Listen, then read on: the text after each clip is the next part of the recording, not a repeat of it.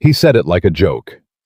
Ethan Walker laughed, pushed his lunch plate aside, and looked across the kitchen table at the woman who had been quietly holding his broken life together for years. And he said it. "Claire, after everything you've done for me, maybe you should just marry me." He expected her to laugh. She didn't. She went completely still. She set her glass down slowly, deliberately, and looked at him with eyes he had never truly seen before. Then she stood up, reached for his hand, and led him upstairs without saying a single word. And that silence destroyed him.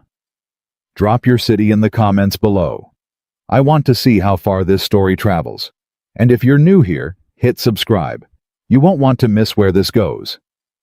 The Sunday had started like every other Sunday Ethan Walker had lived through in the past 4 years. He woke up at 6:15 without an alarm.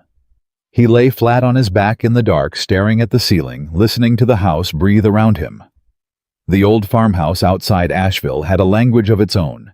The creak of the hallway floorboards, the groan of the kitchen pipes, the way the wind came off the Blue Ridge and rattled the back window in its frame. After his wife Sarah died, Ethan had spent months learning that language by force, lying awake in the same spot, listening for something he couldn't name. He got up. He made coffee. He stood at the kitchen window in his socks and watched the morning come in gray and quiet over the hills, the same way it always did. That was the whole shape of his life now. Quiet, functional, survivable. He didn't complain about it. He had Lily. He had his workshop out back. He had enough work to keep the lights on, and enough routine to keep his head above water.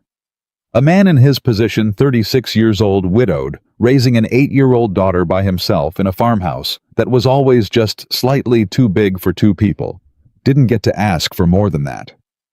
He'd decided that years ago and made peace with it, or at least convinced himself he had. What he hadn't accounted for was Claire. She had been in his life since they were 12 years old, back when they were just 2 awkward kids in the same 7th grade homeroom who both hated dodgeball and both liked mystery novels. They'd grown up side by side through high school, through college, when they briefly lost touch through the years after, when they found their way back to each other the way people sometimes do, when they realize that the friendships that formed them early are the ones worth keeping. When Ethan met Sarah, Claire had been the maid of honor. When Sarah got sick, Claire had been the one who drove her to appointments when Ethan couldn't leave Lily. When Sarah died, Claire had sat on Ethan's porch for 3 nights straight, not saying anything, just being there because she understood somehow that presence was the only thing that mattered in those first raw days. She was his best friend. That was the whole truth of it, and Ethan had never examined it any deeper than that. Some things you don't pull apart because you're afraid of what you'll find inside them. That particular Sunday, Claire had shown up around 11. She did that sometimes, just appeared without much announcement, the way people do when they've known you long enough that knocking feels ceremonial. She came through the back door, which was never locked, dropped a bag of groceries on the counter, and said, "I thought I'd make lunch. Lily's at Maya's. Until 3, Ethan said, without looking up from the piece of cherry wood he was sanding at the kitchen table, because he had a habit of bringing work inside when the air was too cold for the workshop. "You don't have to do that." "I know I don't have to," Claire said. She was already pulling things out of the bag, her back to him.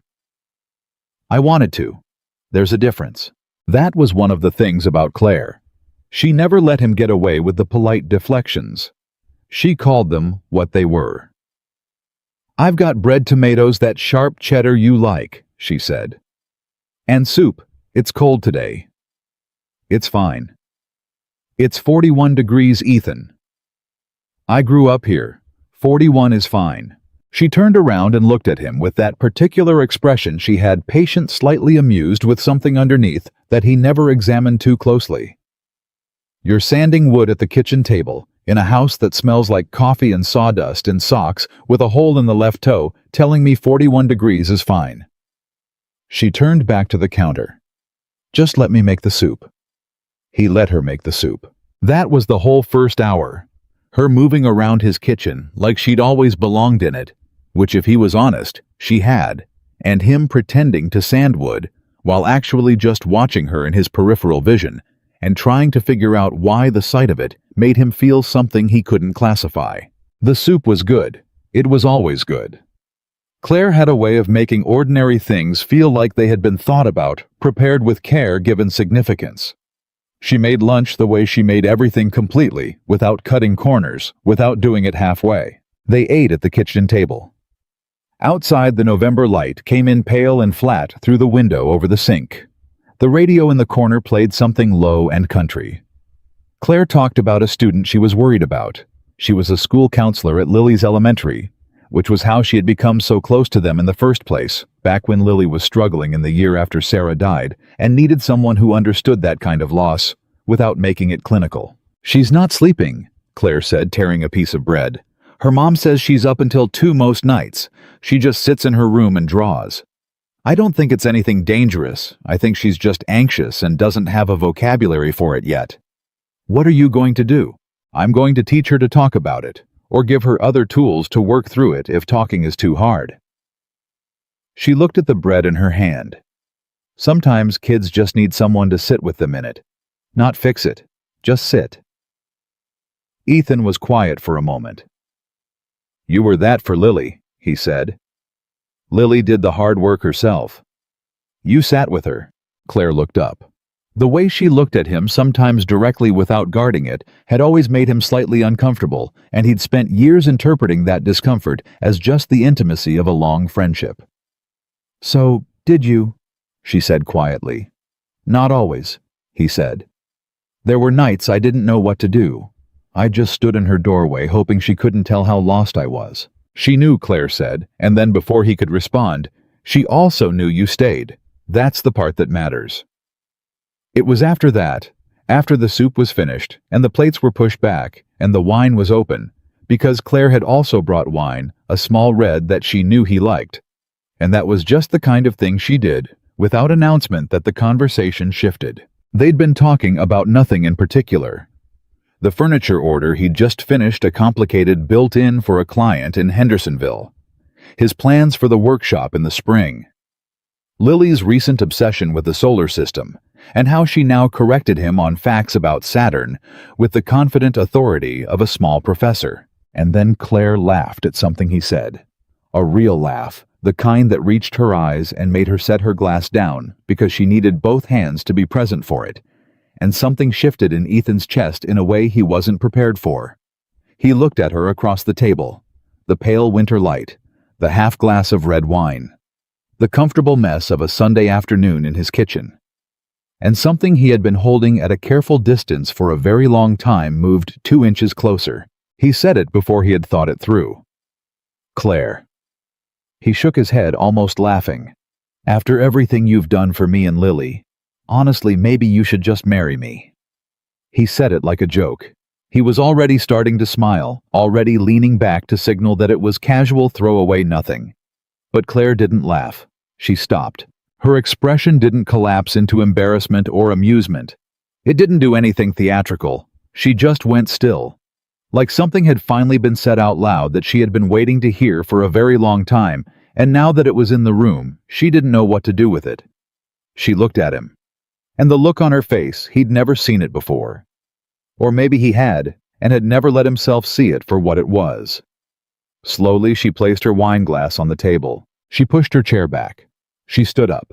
She crossed around the table to where he was sitting, and she held out her hand. And she looked at him, still not saying anything. Ethan's heart did something that he had forgotten hearts could do. "Claire," he said. His voice came out uncertain. She didn't let him finish. She took his hand, and she led him toward the stairs. Ethan would later think about that moment, the way you think about car accidents. Not the crash itself, but the strange, elongated second before it when everything slows down, and you understand exactly what is about to happen, and your body is too stunned to respond. He followed her up the stairs. He didn't know what else to do. Each step felt deliberate, like crossing from one version of his life into another.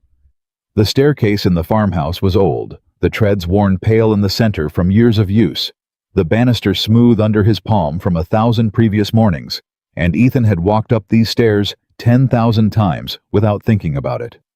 Now he was aware of every inch. Claire's hand was warm in his. She held it the way she held everything, with quiet sureness without apology. At the top of the stairs, she turned left instead of right. Left was toward the guest room. Right was toward his. He exhaled a breath he didn't know he'd been holding. She led him into the room she'd been staying in for the past 3 weeks. The guest room at the end of the hall, the one he'd hastily cleared out when she needed somewhere to stay, while the management company sorted out the sale of her apartment building. Or that was what he'd thought was happening. He hadn't looked too closely. The room had changed since she moved in. He'd noticed it in a peripheral, unexamined way, the way you notice things in your own house that you've stopped really seeing. There were books on the nightstand. A small watercolor she'd painted herself was propped against the wall. There was a navy throw folded over the foot of the bed that hadn't been there before, and a pair of her reading glasses on the dresser, and a photograph tucked into the corner of the mirror. He looked at the photograph now because his mind needed somewhere to land. It was the 3 of them. Him, Lily, and Claire. He vaguely remembered it being taken some summer afternoon 2 years ago in the backyard, at some point during a cookout that Ethan couldn't even clearly remember attending. They were all laughing at something. Lily was in the middle between them, her head thrown back. He and Claire were looking at each other over Lily's head. He stared at that photograph for a long moment. Then Claire let go of his hand. She crossed to the closet and reached up to the shelf, the high one, the one he'd always meant to put proper storage on and never had. And she pulled down a box. A plain cardboard box sealed with tape that had been opened and resealed several times. She set it on the bed. She stood there looking at it. Then she looked at him. "You were joking," she said. Her voice was quiet and even, but not quite steady. "I know you were joking, and you don't have to—" She stopped. She pressed her mouth closed for a second. "You don't have to turn this into anything it's not. I need to show you something, and I need you to let me do it before you say anything, okay?" "Okay," Ethan said. She peeled back the tape. He didn't know what he expected. He didn't know what he was prepared for. What he found was a life she had been quietly assembling in private. The first thing she lifted out was a photograph. Lily's 5th birthday. He recognized the cake, the specific pink of it. The paper crown Lily had insisted on making herself out of construction paper, because she didn't want a store-bought one. Claire had spent an entire afternoon helping her make that crown. In the photo, Lily was blowing out the candles. Ethan was beside her, his hand on her back, his face turned toward her. He hadn't noticed until now that Claire must have been behind the camera. She wasn't in the photograph. She was the one who had taken it. He set it down carefully. There were more photographs, 3 years of birthday parties, Lily's and Ethan's both, school events, a Saturday afternoon when they'd driven up to the parkway and Lily had pretended a walking stick was a wizard's staff for 4 solid miles. Small moments, the kind you don't think to document until later, but Claire had. Then there were the notes. She had been embarrassed to show him these, he could see that. Her arms were crossed, and she was looking at the window, instead of at him, as he opened the first one. It was written in her handwriting on a half sheet of paper, undated e-coffee before the Hendersonville meeting. "You have the address wrong. It's Ridgeway Lane, not Ridgeway Court. Don't get lost again. I left a sandwich in your truck." He almost smiled. He remembered the Hendersonville meeting. He had still gotten lost. He unfolded the next one. Lily's dental appointment rescheduled to the 14th. "I'll pick her up so you don't have to leave the Holbrook job early. She wants the mango toothpaste, not the bubble gum." Then another. "You haven't eaten today. There's chicken in the oven. Timer set for 6. Don't argue." He went through them slowly. There were dozens. Small notes, practical ones, the kind you write when you're paying attention to another person's life with a level of care that goes beyond what friendship is usually asked to do. Claire was still looking at the window. "These are just—" she started. "Don't," Ethan said. She turned. "Don't explain them away," he said. Her jaw tightened. She looked back at the box. He reached in again. What he pulled out next stopped him completely. It was a drawing, done in pencil on good paper, the kind she used when she was taking it seriously. She had a talent for it that she'd always been modest about. She sketched in her spare time, said it helped her decompress, rarely showed anyone. But she had done this one carefully. It was his workshop. It was not the slightly cramped, slightly disorganized space it actually occupied behind the farmhouse, but as it could be, as it should be. She had drawn it with more square footage. Better light, a set of double doors opening onto what looked like a small courtyard. There was a long workbench along the back wall with proper organization. There were 2 stools at the bench instead of 1. 2 stools, and in the corner a small table, a child-sized one, with paper and colored pencils arranged on it. A drawing of a drawing nested inside the larger image, suggesting a child who would sit there and make art while the adults worked nearby. He stood there holding it. The whole thing. This private blueprint of a life she had designed without telling him, with a place for Lily's drawings, and a second stool at his workbench, and windows that let in the right light. It hit him in the chest like something physical. He didn't say anything for a long moment. When he finally looked up, Claire was watching him with an expression that was stripped of every protective layer she usually carried. She looked, he found the word, and it was exactly right, exposed. The way people look when they've finally said the thing they've been afraid to say, and now they're just standing in the silence, waiting to find out if it was the right call. "How long?" he asked. She didn't pretend not to understand him. "A long time," she said. "Before Sarah." "No," she said quickly, firmly. "Not like this. Not I would never have. She was my friend too. After." Her voice dropped. "It happened slowly. After. I wasn't looking for it. I wasn't trying to—" She pressed her hand flat against her sternum like she was physically holding herself together. "I didn't want to be the person who stepped into a space that belonged to someone else. I didn't want to be that story. You're not that story." "I didn't know that," she said. "I don't always know that now. I just—" She turned toward the window. Outside, the November light was going gray. "I needed you to see this. I needed you to understand that this isn't me taking advantage of you being lonely, because I know how it could look. I know what people might think, and Claire." She stopped. "Stop defending yourself," he said. She turned back to face him. "I'm not angry," he said. He was still holding the drawing. He wasn't sure he was going to be able to put it down. He ran his free hand through his hair. "I don't know what I'm doing with any of this." "You don't have to know," she said. "I'm not asking you for anything tonight. I just needed you to see it." "Why?" She looked at him steadily. "Because you made a joke," she said. "And for once in 4 years, I decided not to let you just laugh it off and walk away from it." He didn't go downstairs right away. He sat on the edge of the guest bed, Claire's bed. Now he supposed, though the word felt strange, and he held the drawing of the workshop in both hands, and he tried to assemble what was happening into something that made sense. Claire sat in the chair across from him. Not close, not crowding him. Just present the way she always was. After a while he said, "You had an apartment." She looked at him.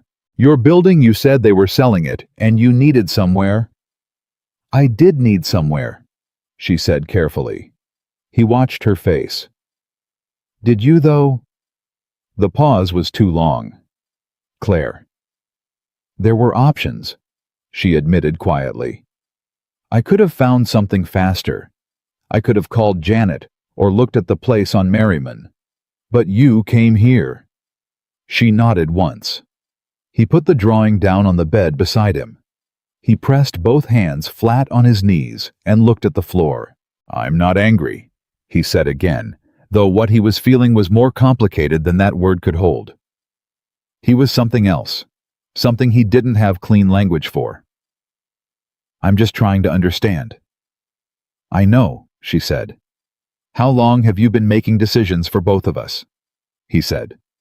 "Without telling me I had a vote."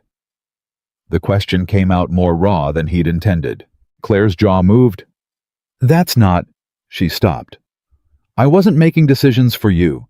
I was making one decision for me, about where I wanted to be. Her voice was even, but barely. I wanted to be here. I thought if I could just be here close enough for long enough, you might... She stopped again. What? He said. I might what? She looked at him directly.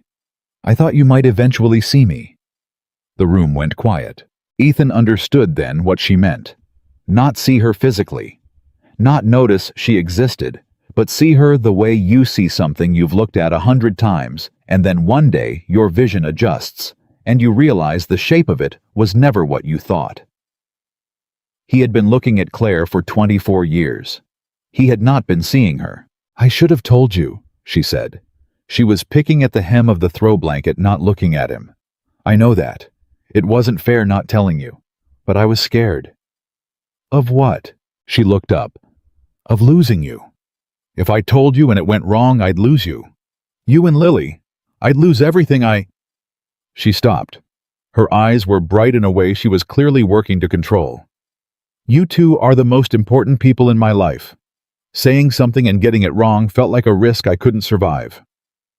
And right now? He said. She met his eyes. Right now, I'm not sure I can survive not having said it either, she admitted. They sat in silence for a while, not uncomfortable silence. They had always been good at that, at being in the same room without filling every second with noise. It was one of the things Ethan had always valued about her, though he had never examined why it was so easy until right now, when everything he'd stopped examining was being laid flat on the table. After a while, he said, Tell me something. What? The photo, he said. On the mirror.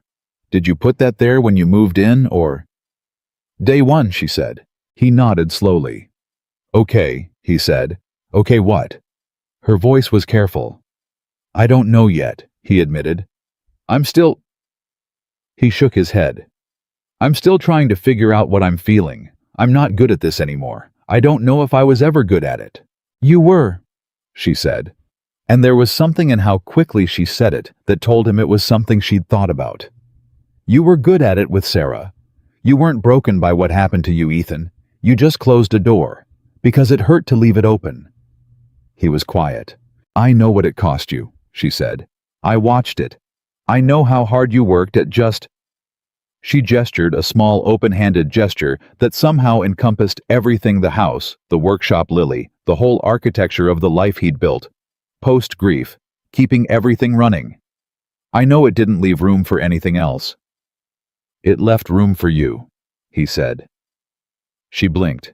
You were always there, he said. I made room for you without even thinking about it. He stopped. I put you in the wrong category. She looked at him for a long moment. Then she said very quietly, What category did you put me in? He didn't answer right away. Outside, a car turned into the driveway. He recognized the sound of it. Maya's mother's SUV coming to drop off Lily. They both heard it at the same time. They both looked at the door. I have to, Ethan said. I know, Claire said. He stood. He picked up the drawing from the bed, and he held it for one more second before setting it carefully on top of the box. We're not done with this conversation, he said. Claire nodded. I mean that, he said. I know, she said again. And then, go get your daughter.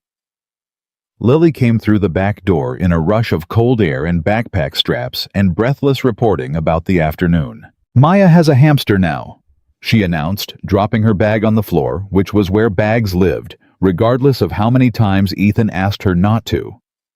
His name is Professor Twitch, and he ran across my foot, and Maya screamed, and I didn't, because I'm braver than Maya, but also he was very soft, so it was okay. A hamster, Ethan said. Dad, can we get a hamster? No. A small one.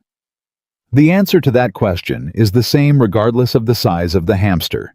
Lily shifted tactics, which was her usual approach when a direct campaign failed. She looked around the kitchen at the table still set for two, the dishes not yet washed, Claire's jacket on the hook by the back door. Is Claire still here? She asked. She's upstairs, Ethan said. Can I go? Give me 5 minutes, he said. Change your shoes. Wash your hands." She looked at him with the particular appraising attention that 8-year-olds reserve for the moments they sense something is different in the adults around them. It was unsettling, that look. Lily had always been perceptive, more than he wanted her to be sometimes, because it meant he couldn't hide things as well as he'd like. "You okay, Dad?" "I'm fine," he said. "Go wash your hands." She went. He stood alone in this kitchen for a moment, the sound of her footsteps above him, mixing with the quieter sound of Claire moving in her room. 2 sets of footsteps in the house. 2 other heartbeats in the same space. He had told himself for years that what he needed was less noise, less complication, less risk.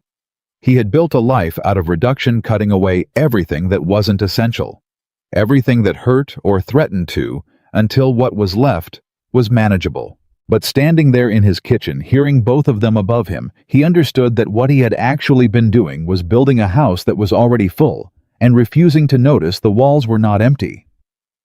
Claire was already in it. She had been in it for years. He had just never let himself see the shape of what she occupied.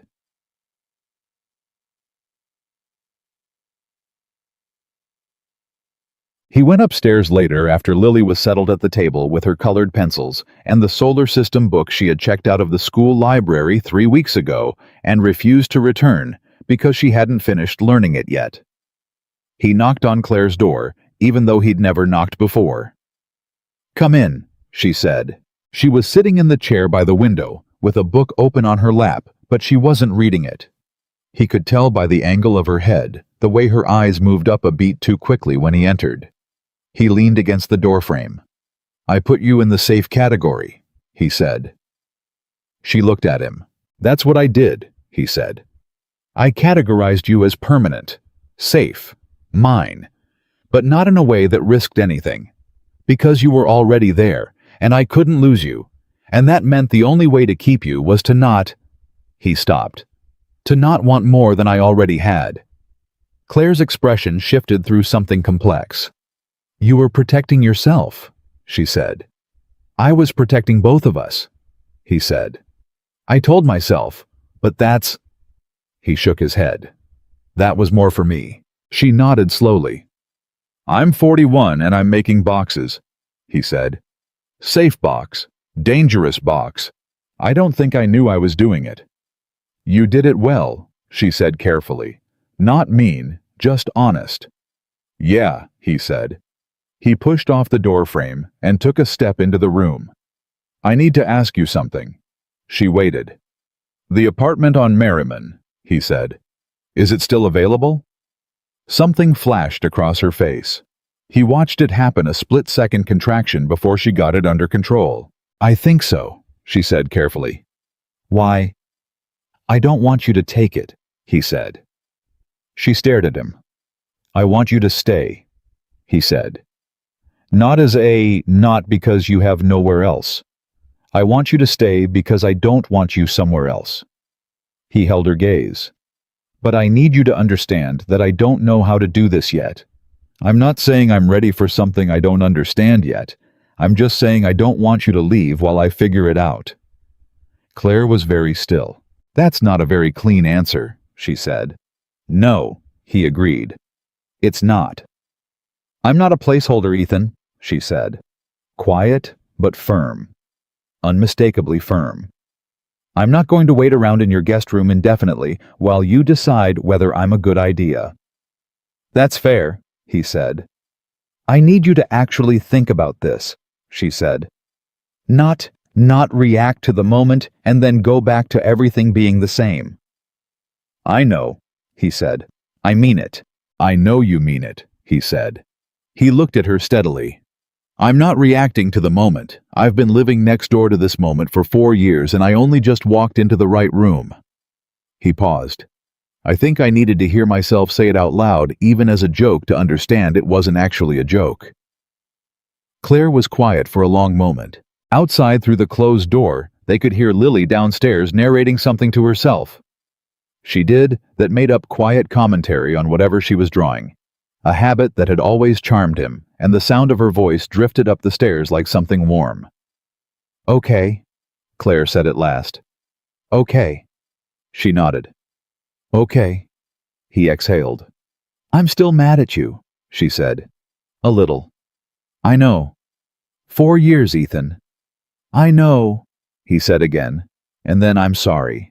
She looked at him, really looked at him. Then she nodded. Go, she said.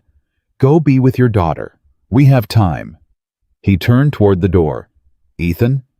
He stopped. Thank you, she said, for coming back upstairs.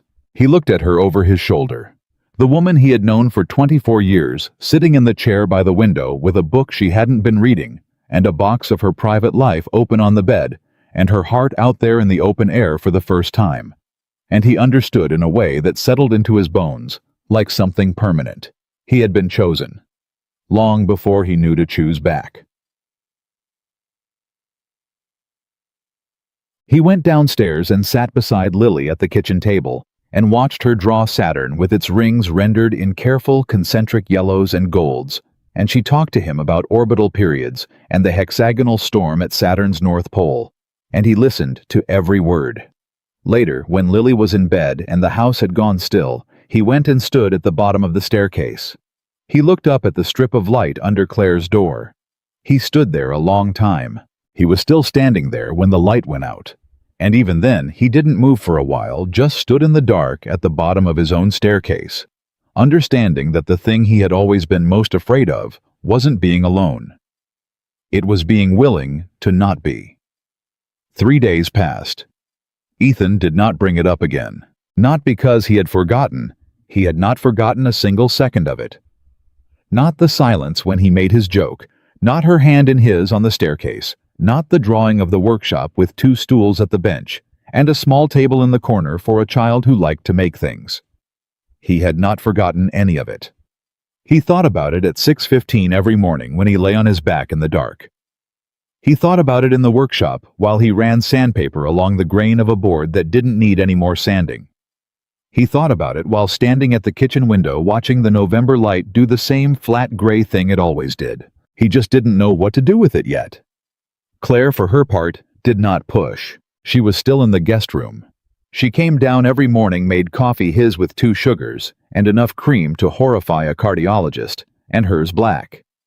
A fact he had absorbed so thoroughly over the years that he would have started her coffee without thinking about it, even if she hadn't been there, and she moved through his kitchen with the calm, unhurried presence she always had. She drove Lily to school on Tuesday when Ethan had an early delivery. She left a pot of soup in the refrigerator with a note on Wednesday that said simply, chicken tortellini. Don't eat it cold, you're not an animal. She did not pretend Sunday hadn't happened. But she didn't perform it either. She had said what she needed to say. She had shown him what she needed him to see. And now she was waiting not passively, not in a way that pressured him, but in the way that people wait when they understand that some things can't be rushed, and when they have decided that the waiting itself is a form of love. Ethan found that patience simultaneously reassuring and devastating. On Thursday, his sister-in-law Rachel called. He almost didn't pick up. Rachel was Sarah's younger sister, and their relationship had always been warm, but complicated, by the specific grief of 2 people who had loved the same woman in different ways. She checked in a few times a year, more in the beginning, less now. And he understood that the decreasing frequency wasn't indifference, but its own kind of healing. I'm going to be in Asheville this weekend, she said without preamble. Work thing. Can I see you too? Of course, he said. Come Saturday. Lily will be thrilled. How's she doing?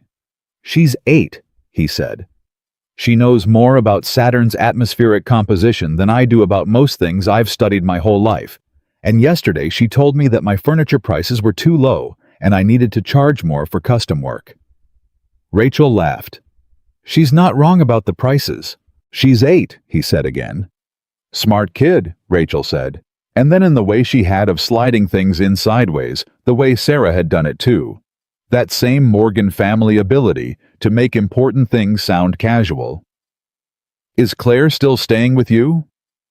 Ethan paused for half a second too long. Yes, he said. Rachel said. What does M mean? It means nothing, she said pleasantly. It means I'll see you Saturday."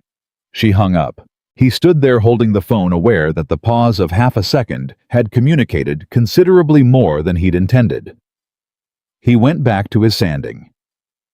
He sanded a board that did not need sanding for another 20 minutes. On Friday evening, something shifted.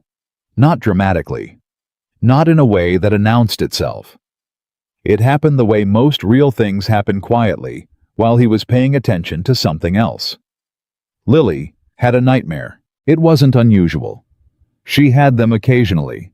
She always had, more frequently in the years right after Sarah died, less often now, but still sometimes. Bad dreams about things she couldn't articulate in the morning. The specific horror of 8-year-old anxieties that lived below the level of language. She would appear in the hallway in her pajamas with her hair pressed flat on one side, squinting against the hall light, looking hollowed out. Ethan was usually the one who heard her. His sleep had never been deep since Sarah died. He had developed the particular alertness of a single parent, the way your body learns to monitor the sounds of the house, even while you're unconscious, cataloging what is normal and flagging what isn't. But that night, Lily's door opened at 2 a.m, and before Ethan had even registered the sound of footsteps in the hall, he heard Claire's voice. He lay still in his room listening. He couldn't make out the words. The house absorbed sound in the way old houses do. The walls thick, the distance enough that voices became textures rather than language. But he could hear the rhythm of it. Claire's voice, low and steady, and then Lily's, smaller and broken at first, and then slowly evening out. Calming. The particular frequency of one person talking a frightened child back to solid ground. It went on for maybe 15 minutes. Then, silence. He heard Claire's footsteps, soft, going back down the hall. The guest room door closing with barely a sound. He lay in the dark and stared at the ceiling and felt something move through his chest that he had been trying very hard not to feel for the last 3 days. She had heard Lily before he did. She had gotten there first, and she had handled it the way she handled everything, with a calm and a care, and a specific knowledge of exactly what that child needed that wasn't built in a day or in a month or even in a year. It was built over 3 years of sitting beside his daughter in every difficult moment, of learning her particular fears and her particular comforts, of showing up so reliably and so consistently that Lily's subconscious had apparently decided that Claire was a person you could call out for in the dark. He closed his eyes. When he opened them again, it was 5:50. He got up, went to the kitchen, and he started 2 coffees. Hers was black. He didn't think about it. His hands just did it. He was standing at the kitchen window when he heard her come down the stairs. She stopped when she saw the 2 mugs. "You heard her," she said. "Yeah," he said. He didn't turn around. She picked up her mug. She stood beside him at the window. "She's okay," Claire said. "She dreamed about getting lost, couldn't find the house. She just needed someone to remind her it was a dream." He nodded. "She went right back to sleep," Claire said. "She's fine." "I know," he said. They stood there side by side, watching the early morning come in. Neither of them said anything for a while. Then Ethan said, "You knew she'd wake up." Claire turned slightly. "What?" "Last night," he said. "You were already awake. When she opened her door, you heard her before I did. And you—" He stopped. "Were you listening for her?" Claire was quiet for a moment. "I always listen for her," she said. Those 4 words hit him somewhere low in his sternum. He kept looking out the window. "Ethan." "Don't," he said, not harshly. More like the word itself was a hand held up to stop something from arriving before he was ready. "Just let me stand here a minute." She let him stand there. That was Saturday's opening. That was how the day began, before Rachel arrived, before anything else happened. Just the 2 of them standing at the kitchen window with coffee in their hands, and something neither of them was naming yet, sitting between them like a third presence. Rachel showed up at 11 with a bottle of wine and an overnight bag and the particular energy she always carried, which was approximately 3 cups of coffee, given human form. Lily launched herself at Rachel in the entryway and immediately began reporting everything that had happened in the last 4 months with the focus and detail of a documentary filmmaker. Okay, slow down, Rachel laughed, catching her. One thing at a time. What's the biggest thing? I know about Saturn, Lily said without hesitation. All of it. A lot of it. Rachel shot Ethan a look over Lily's head that managed to be both amused and fond, and touched all at once. Then her eyes moved past him to Claire, who was standing in the kitchen doorway. Her expression did something subtle. Claire, she said, good to see you. You too, Rachel, Claire said, and her voice was entirely normal, and Ethan watched the two of them exchange a smile that had something coded in it he didn't fully understand. Lily dragged Rachel into the living room to show her the solar system poster she'd hung on the wall, and Ethan went into the kitchen and picked up the dish towel he'd set down when the knock came, and he stood there holding it without actually doing anything with it. Claire came to stand beside him. She knows, Claire said very quietly. What do you mean she knows? I mean she knows, Claire said. Rachel, she's known for... She stopped. A while. He turned to look at her. She called me, Claire said. A couple months ago, before I moved in. She just asked me some questions, and I wasn't as careful as I should have been. What kind of questions? Claire glanced toward the hallway to make sure the voices were still coming from the living room. How I was doing, how you were doing, whether I thought you were actually okay or just performing okay. She paused. I told her you were performing. I was doing fine, he said. You were performing fine, she said. There's a difference, and you know it. He stood there. She wasn't unkind about it, Claire said. She just said she'd noticed. That whenever she visited, you seemed to relax more when I was around. She said it like she was just making an observation. What did you say? I told her we were just good friends. And... Claire gave him a level look. She said, right, of course, in the exact tone that means she did not believe a single word of it. He almost laughed. It died before it fully arrived. So she's going to... say something, Claire said. Probably. She's a Morgan woman. They're not big on letting things go unaddressed. She turned toward the window. Just be ready for it. He was not ready for it. He was particularly not ready for it to happen at dinner with Lily, at the table eating pasta, and periodically correcting his understanding of what a gas giant actually was, which was exactly the wrong setting for whatever Rachel was clearly gearing up to do. It happened between the pasta and the bread. Rachel had been watching them across the table for the better part of an hour, watching the way Ethan passed things to Claire without being asked, the way Claire cut in to handle Lily's spilled water before Ethan had even registered it happened. The way the three of them moved in the domestic rhythm of people who had been doing this for long enough that the choreography was automatic. She set her fork down. Can I say something? She said. Ethan looked at her. I'm going to take that as a yes, she said. She looked at her hands for a second. Then she looked up. I've been watching you two tonight, and I want to say... She stopped, glanced at Lily, and clearly made a judgment call about what version of this to say in front of an 8-year-old. I want to say that Sarah would think this is wonderful. The table went quiet. Lily looked up from her pasta. She looked at her father, then at Rachel, then at Claire in that rapid, triangulating way she had. What's wonderful? She said. That your dad has good people around him, Rachel said without missing a beat. Lily considered this. Claire's the best one, she said with the confident authority of someone delivering expert testimony. Ethan felt Claire go very still beside him. Rachel smiled. I think you're right, she said. Lily went back to her pasta. Ethan looked at Claire. She was looking at her plate.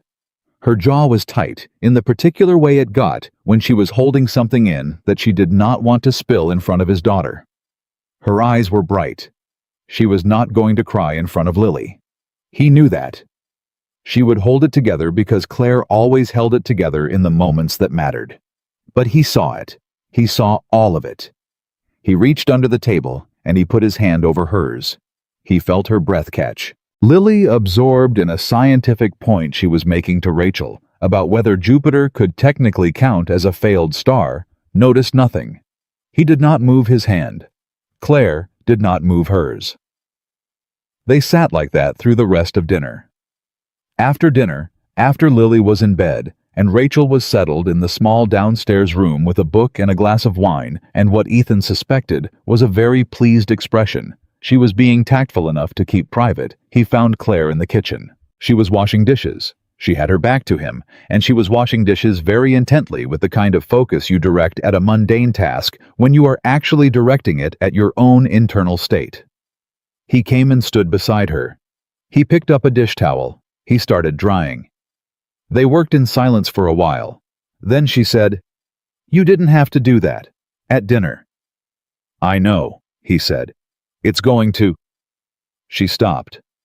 "It makes it complicated. More complicated than the box upstairs," he said. She almost laughed. It almost made it. "Fair point." He set a bowl down on the counter. He picked up the next one. "Rachel's right," he said. "Sarah would think this was—" "Don't," Claire said quietly. He stopped. "Please don't use her as permission," Claire said. She set a plate in the rack. "I don't want this to be about what Sarah would have wanted. I don't want to be allowed. I want to be—" She stopped. She was gripping the edge of the sink. "What?" he said. She turned to look at him. Her expression was raw and tired and honest in a way that she had been holding back all day. "I want to be wanted," she said. "Not permitted, not made sense of, just wanted. On my own terms. For my own reasons." She shook her head. "I know that sounds—" "No," he said. "It sounds right." She looked at him. "I hear you," he said. "I'm not asking you to be a consolation prize. I'm not making you fit into someone else's story." He turned to face her fully. "I'm trying to tell you that I see you. Separately. Specifically. As yourself." He set the towel down. "I don't know how to do this cleanly. I don't have a clean speech for it. I see you, Claire. I think I've always seen you, and I just spent years looking slightly to the left." She stared at him. "That's the most aggravating thing you've ever said to me," she said. "I know. Years, Ethan. I know. Looking slightly to the left. It's accurate, though." She made a sound that was not quite a laugh, but was closer to one than anything in the last week. She turned back to the sink. She picked up the last glass. "What changed?" she said. Her voice was quieter now. "Specifically. Not the joke, not tonight. What actually changed between then and now?" He thought about it. He thought about standing at the bottom of the stairs on Sunday night, watching the light go out under her door. He thought about lying awake at 6:15 3 mornings in a row. He thought about the workshop drawing with 2 stools. He thought about her voice at 2 in the morning talking Lily down from a dream she couldn't name. "You heard Lily before I did," he said. She turned. "Last night," he said. "She woke up, and you were there before me. And I realized—" He stopped. He pressed his fingers against the edge of the counter. "I realized that my house has been running on you for years, and I called it friendship because calling it what it was felt like wanting too much." Claire set the glass in the rack. She dried her hands. She turned around and leaned against the counter and looked at him.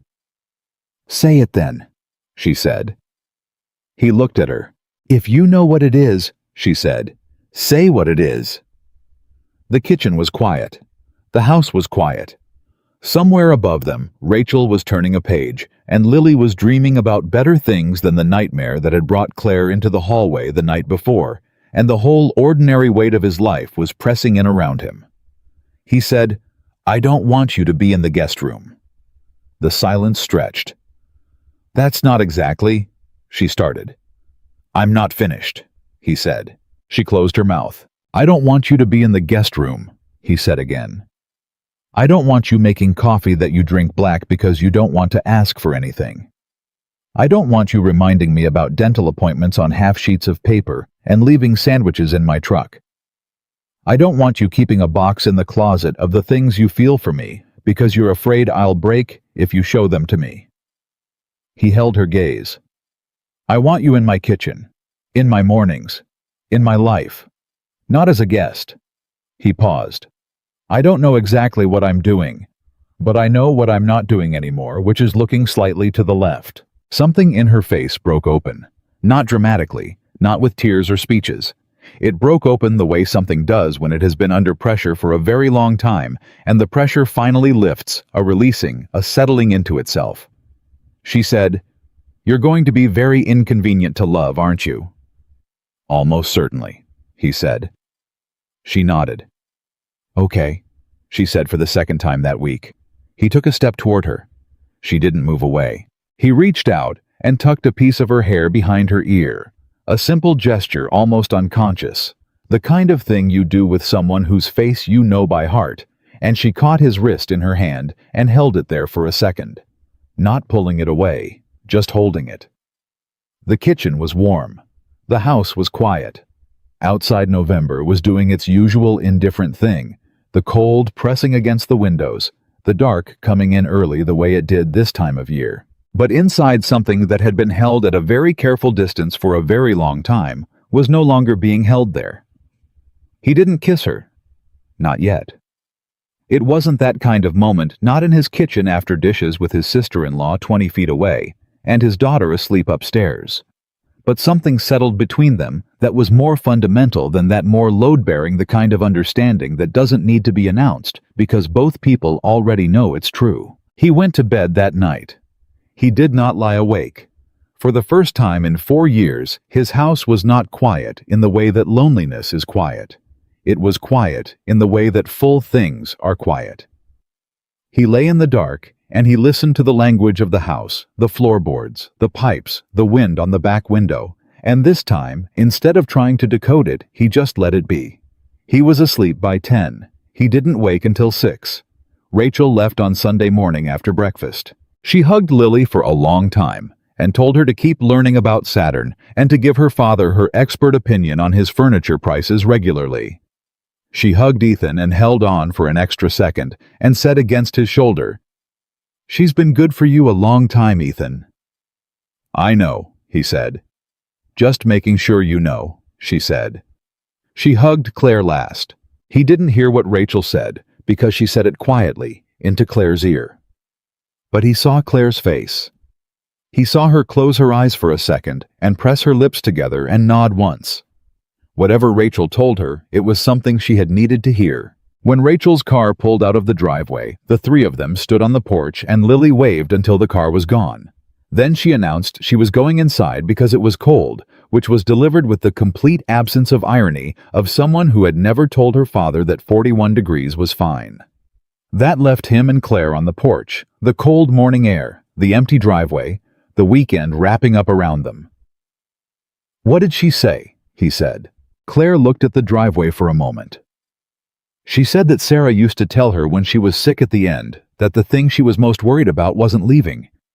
It was that you'd never let anyone back in. Claire paused. She said she's glad she was wrong. Ethan stood very still. He did not trust his voice for a moment. Yeah, he said when he found it. Yeah. Claire turned her collar up against the cold.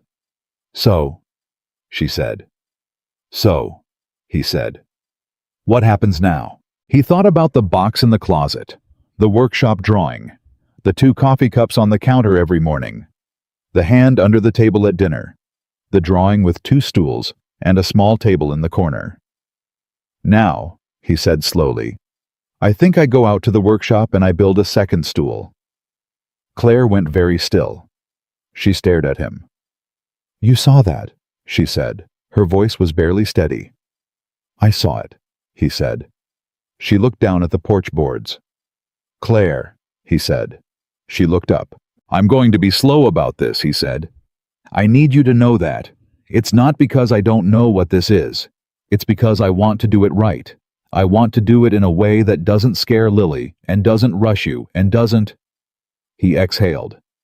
I don't want to mess this up. It matters too much to mess up. She was quiet. Is that okay? He said. Is slow okay? She looked at him for a long moment, measuring something. Then she said, Ask me again in about 3 months. He blinked. What? I've been slow for 4 years, she said. Ask me about slow in 3 months. He stared at her. Then he laughed. It was the first real laugh, unguarded, completely genuine, coming up from somewhere below his ribs, that he'd produced in longer than he could clearly remember.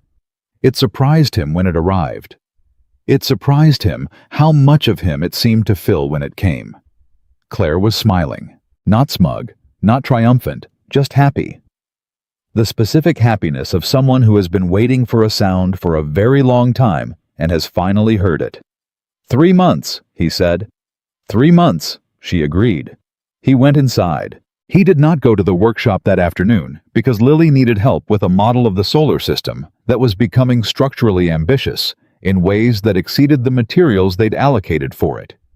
And because Claire ended up at the kitchen table beside them, with better ideas about orbital spacing than either of them had, and because the afternoon went the way Sunday afternoons sometimes go when you stop fighting what they want to be.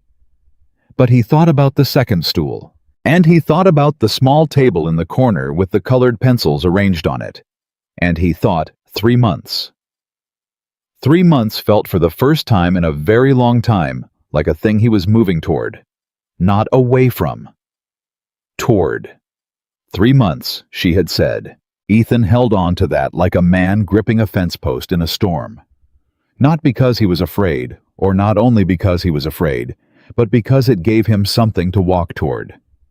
A specific distance, a defined horizon. He had spent 4 years building a life out of removing horizons, cutting everything down to the next school pickup, the next furniture order, the next quiet evening. Horizons implied wanting something you hadn't arrived at yet, and wanting things had felt dangerous for a very long time. 3 months felt survivable.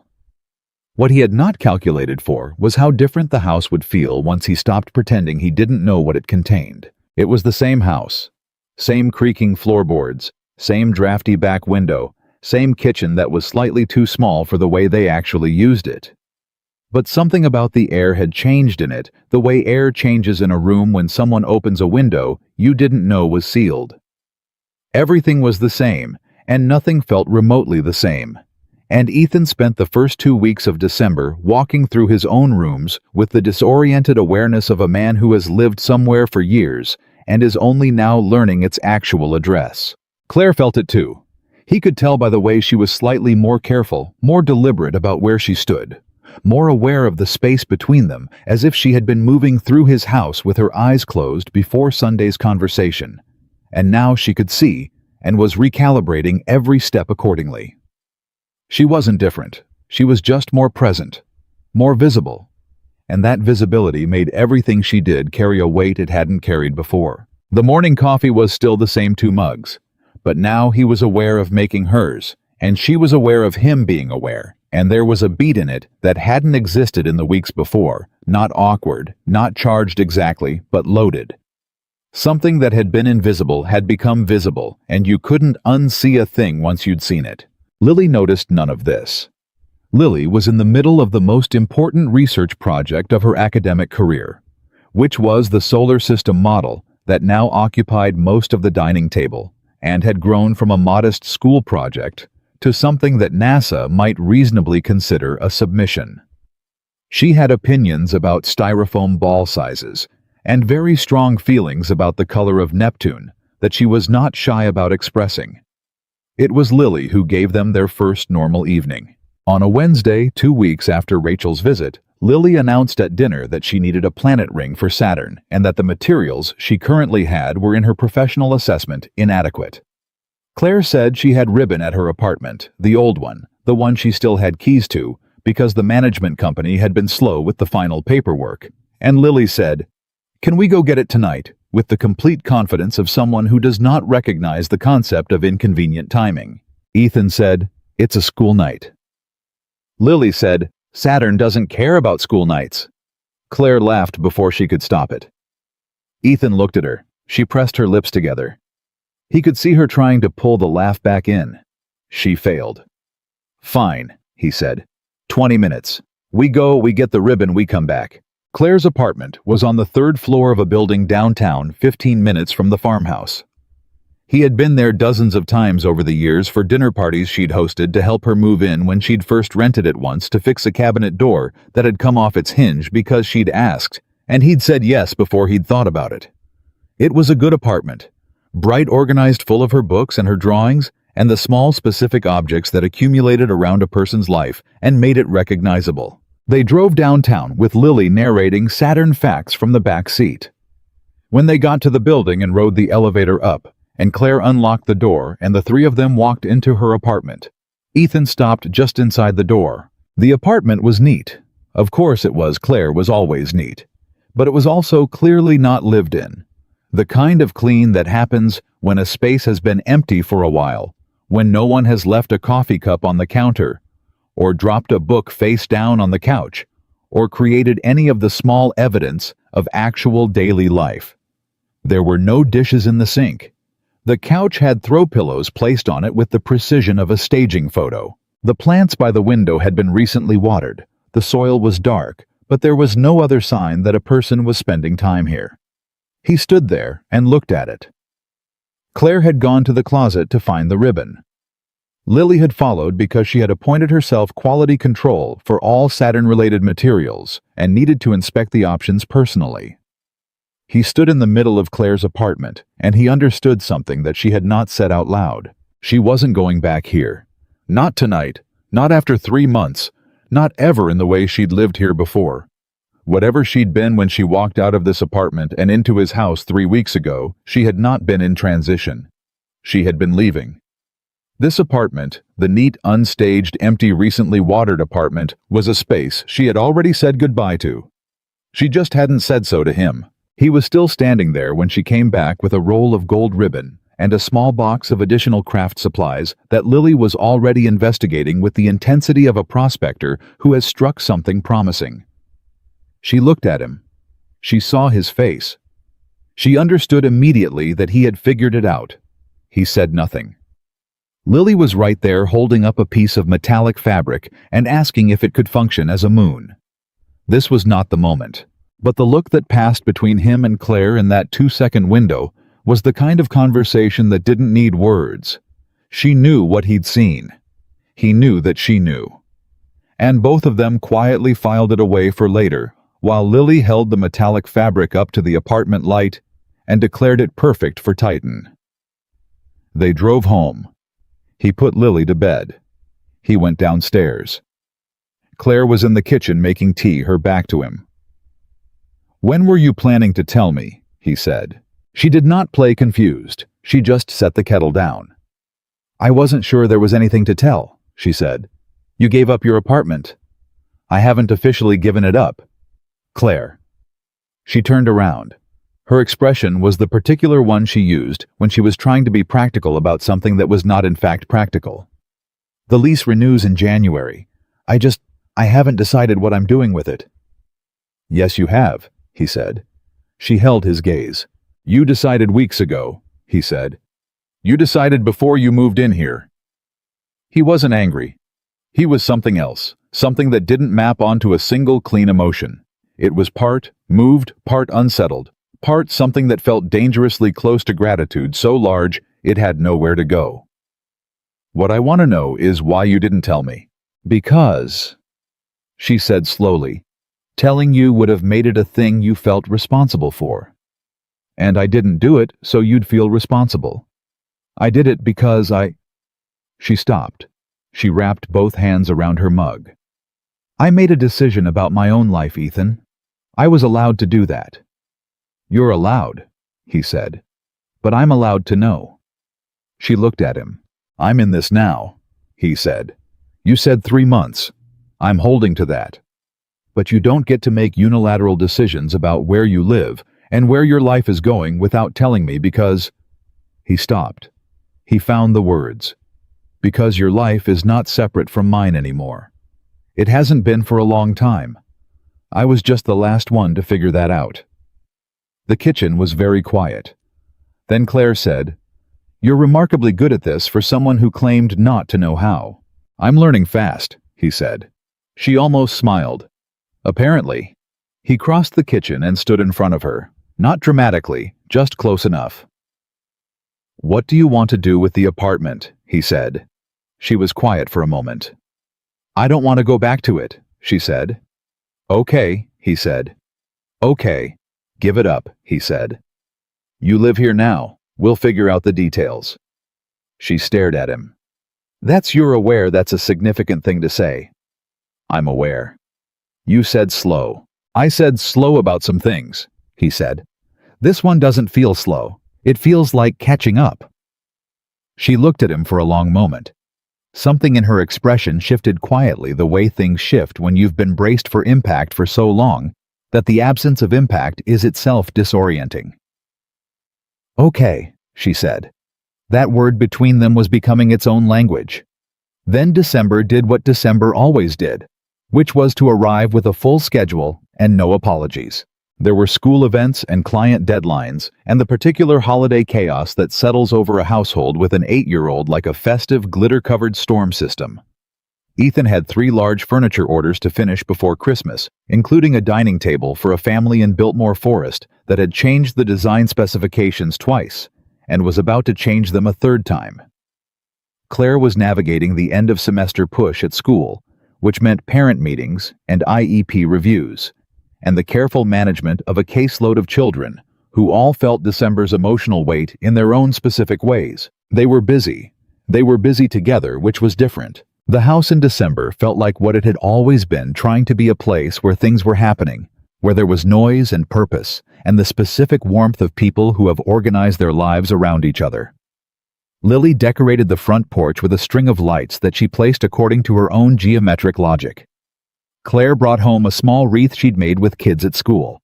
Ethan put a tree up in the living room, and Lily directed its decoration with the focused authority she applied to all important projects.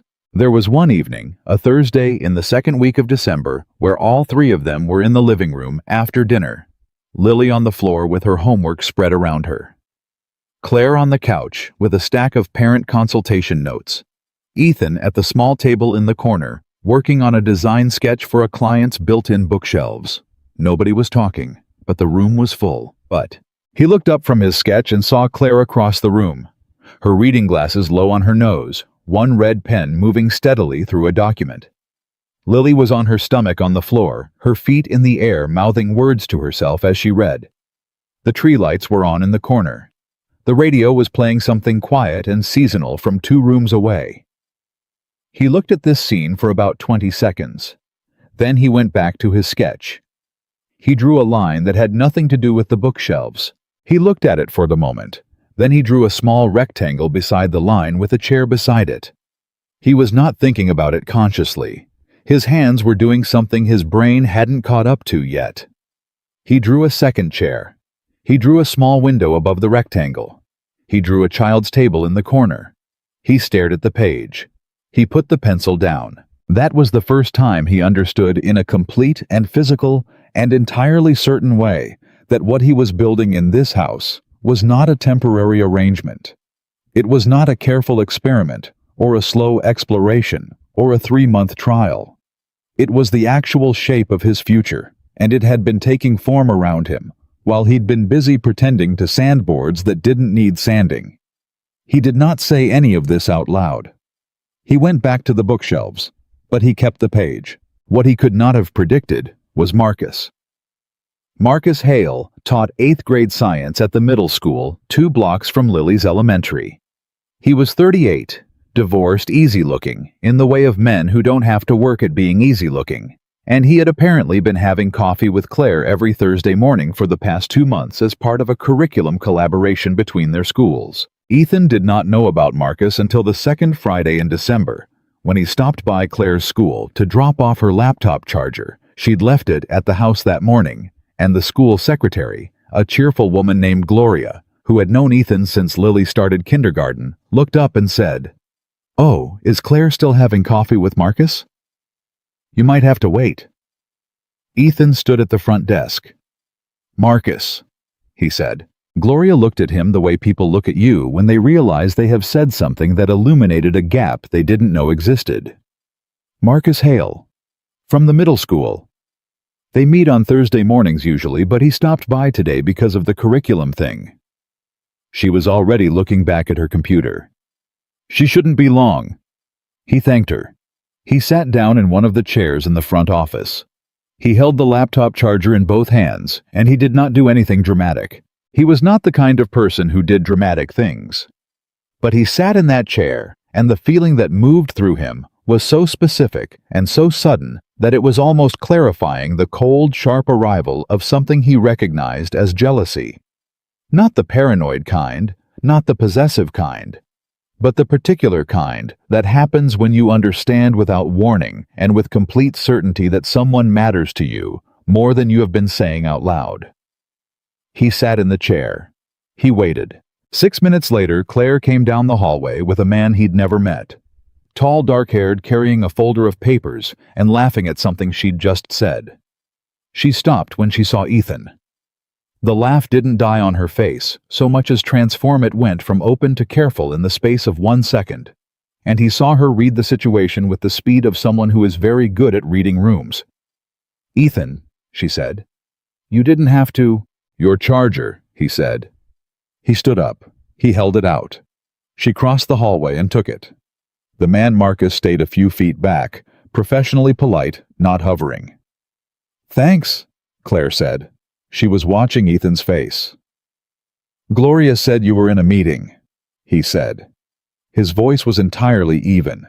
He was proud of that. "Curriculum coordination?" she said. She turned slightly. "This is Marcus Hale. He teaches science at—" "I know," Ethan said. He looked at Marcus. "Ethan Walker, Lily's dad." Marcus smiled, genuine, no agenda in it. "I've heard a lot about Lily. Claire says she's got a serious scientific mind." "She does," Ethan said. There was a beat. Not hostile, just present. Then Claire said, "I'll walk you out." She walked him to the front door. The glass door swung shut behind them. On the other side, Gloria was suddenly very interested in her computer screen. In the small vestibule between the inner and outer doors, Claire said, "It's not what your face is doing right now." "My face isn't doing anything," he said. "Ethan." "I'm fine," he said. "We've had coffee twice," she said. "About the 5th grade science unit, that's all. There's nothing." "I know," he said. "You don't look like you know." He stopped. He looked at the door for a second. Then he said, "I'm not— I trust you.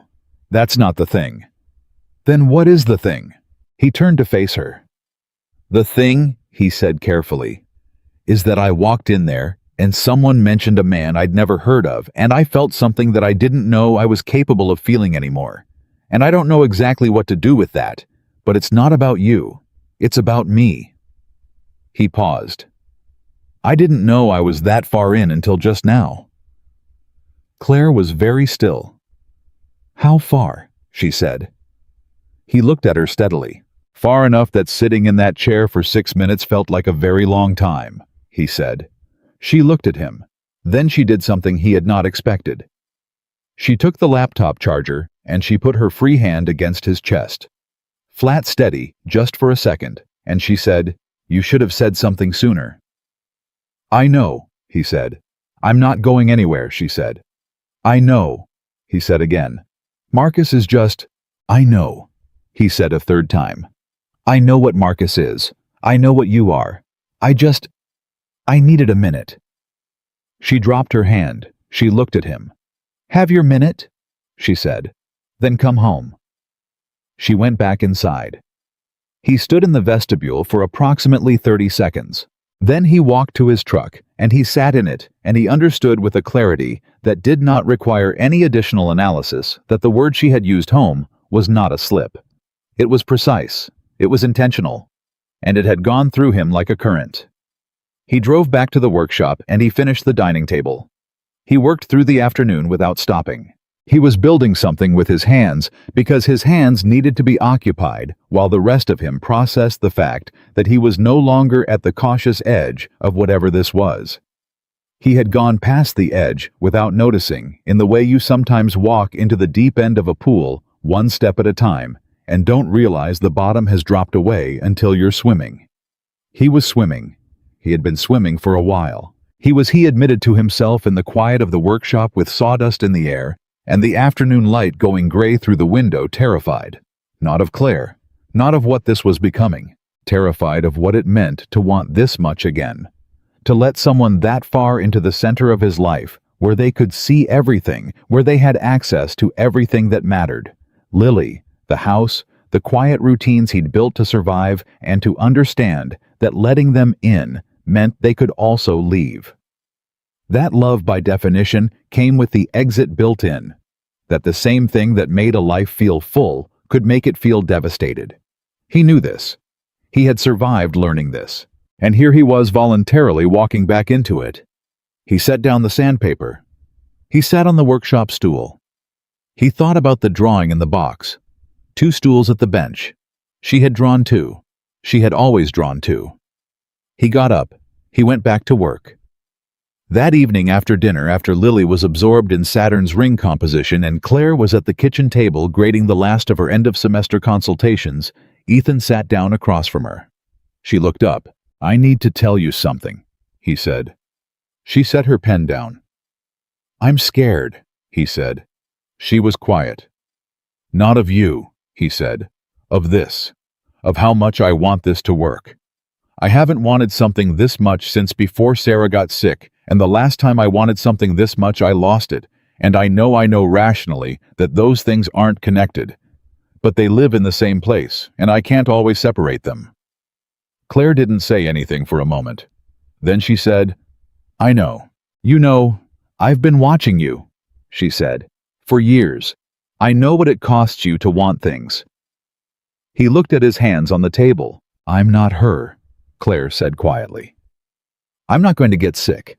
I can't promise you that nobody ever leaves because nobody can promise that. But I can tell you that I am not going anywhere on purpose." She paused. "I'm not here by accident. I'm here because I chose to be every single day for a long time. You're allowed to be afraid. You're just not allowed to let the fear make the decision for you." He looked up. "Is that the counselor talking?" he said. "That's the woman who has been in love with you for 3 years talking," she said. The counselor would have been more professionally detached. The word landed. Not talked around, not implied, not tucked into a look or a gesture. The word itself.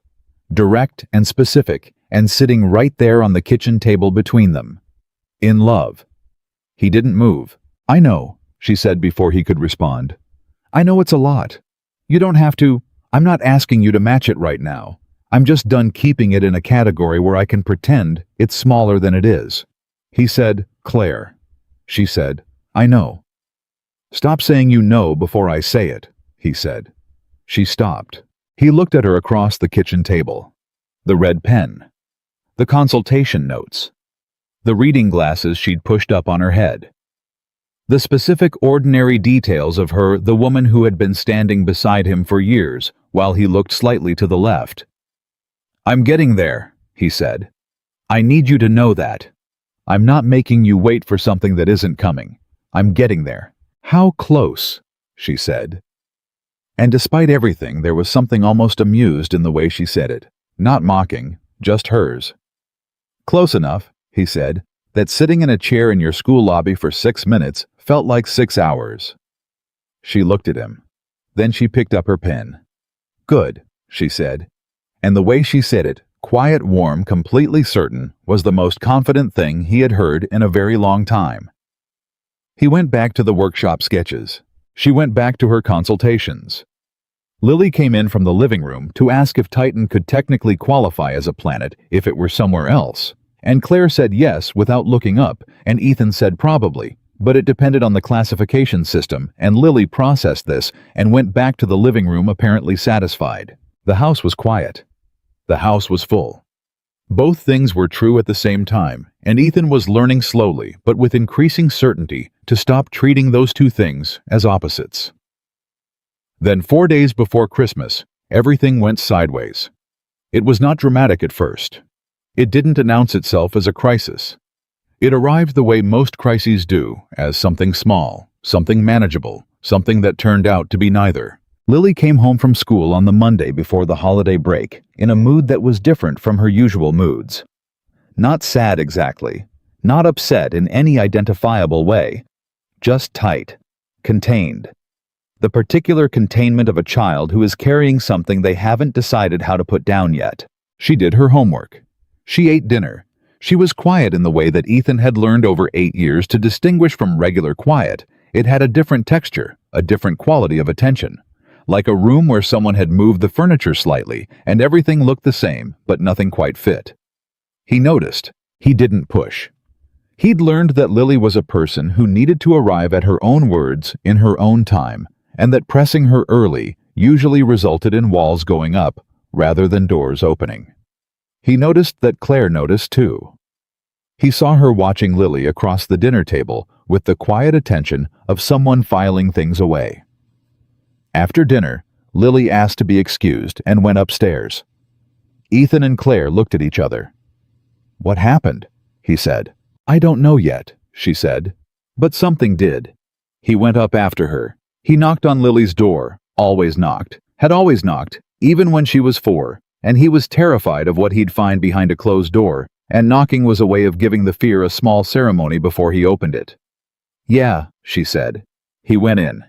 She was on her bed with her knees pulled up, her sketchbook open on her lap, but nothing drawn on the current page. She looked up when he came in. He sat at the foot of the bed. "What's going on, Bug?" he said. She was quiet for a moment. Then she said, "Emma said something at school today." He waited. She said. Lily stopped. She picked at the spiral binding of her sketchbook.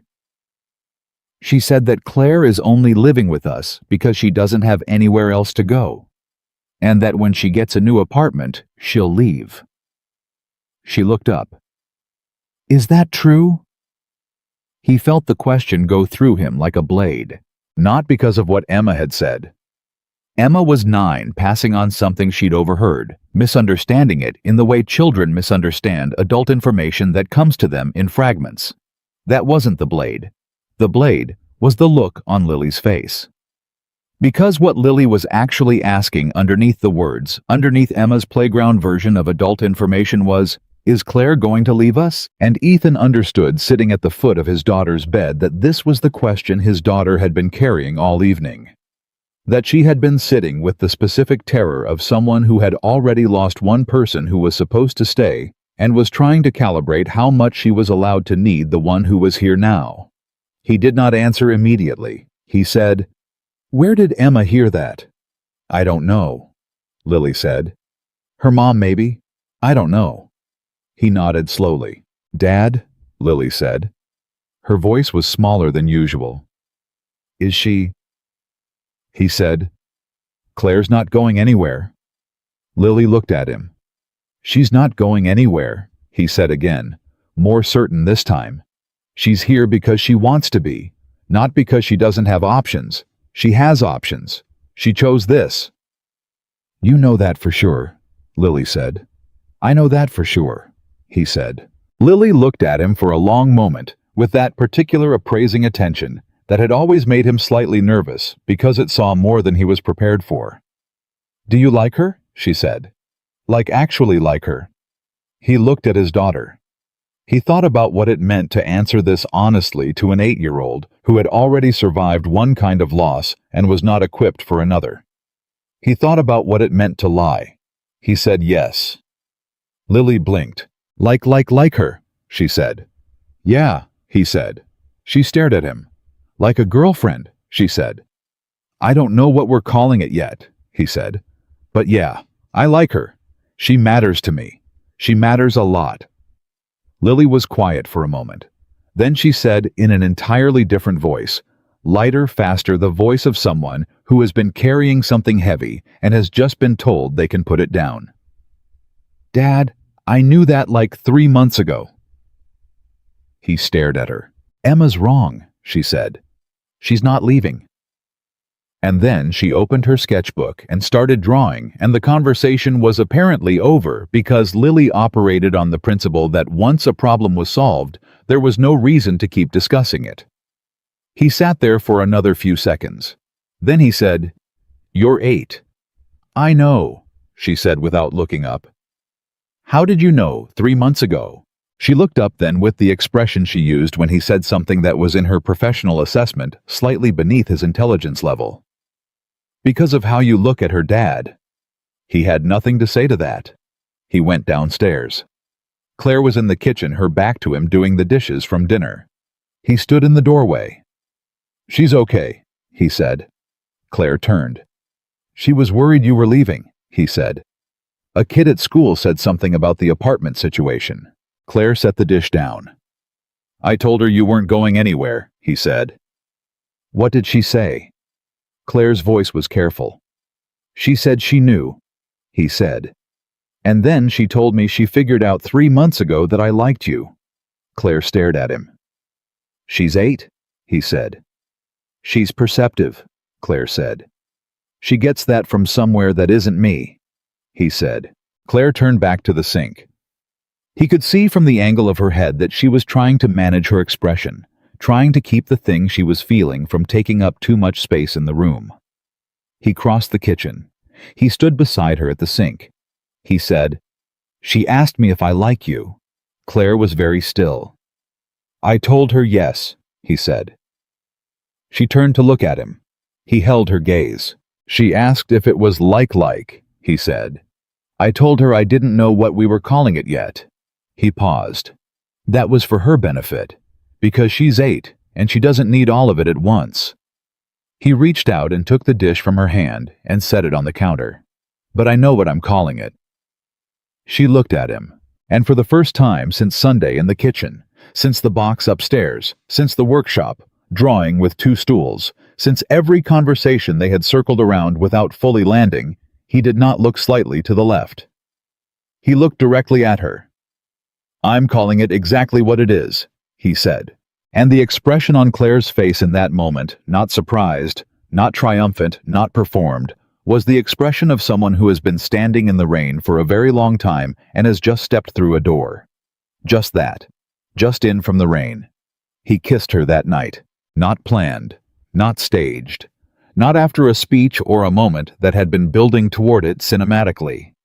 It happened the way real things happen suddenly in the middle of something ordinary, because the ordinary was the thing that finally made it impossible not to. They were still standing at the kitchen sink. The dishes were half done. The water was still running. He had just told her he was calling it exactly what it was, and she had looked at him with that expression just in from the rain, and something in him stopped calculating and just moved. He kissed her once. Brief, warm, no drama to it. The kind of first kiss that doesn't announce itself as a first kiss until after it's happened. He pulled back. She looked at him. "Okay," she said. "Stop saying okay," he said. "What should I say instead?" "Anything else?" She thought about it for 1 second. "Finally," she said. He laughed. It came up fast and real, and she smiled at it, not smug, just pleased, the specific pleasure of someone who has been waiting for that particular laugh for a long time and is very glad it has arrived. He turned the faucet off. They finished the dishes. They did not make it into something larger than it was. They were both too practical for that, too grounded in the specific reality of a farmhouse with a sleeping 8-year-old upstairs and a pile of end-of-semester paperwork on the kitchen table, and 2 people who had known each other for 24 years and were not going to turn a first kiss into a production. They finished the dishes, and they talked about nothing important for another 40 minutes, her last day of work, before the holiday break. His timeline on the Biltmore Forest table, whether Lily's solar system model was going to survive being transported to school in one piece, and then they said goodnight and went to their separate rooms, and that was the whole of it. But something had changed. The next morning he made her coffee, and when she came downstairs and picked it up, She paused for just 1 second before she drank it, and in that 1 second, something passed between them that had not been there before. Some small internal acknowledgement that the thing that had been unnamed was now named, and that the house they were standing in was not the same house it had been 48 hours ago. "Good morning," she said. "Good morning," he said. Lily came thundering down the stairs and announced that she had dreamed about Jupiter's great red spot, and it was the best dream she had ever had, and could they have pancakes? And the morning resumed its usual shape, and that was the right way for it to go. Christmas came. Ethan had not experienced Christmas as something other than a performance in 4 years. He had done everything correctly. The tree, the lights, the presents, wrapped and placed with care, the specific foods that Lily loved, the traditions they'd developed in the years after Sarah, the careful construction of an occasion that said to his daughter, "This house is warm, this house is safe, this house is full, regardless of what is missing from it." He had been very good at performing Christmas. This Christmas was different. It was different because he wasn't performing. Claire baked on Christmas Eve. She had always baked for them. She had brought cookies every year, shown up on the 23rd or the 24th, with a tin of things she'd made, stayed for an hour, gone home. This year she baked in his kitchen, and Lily stood beside her on a step stool and was assigned the job of official dough taster, a position she took extremely seriously. And Ethan sat at the kitchen table pretending to look at client emails and actually watching the two of them. Claire had flour on her forearm.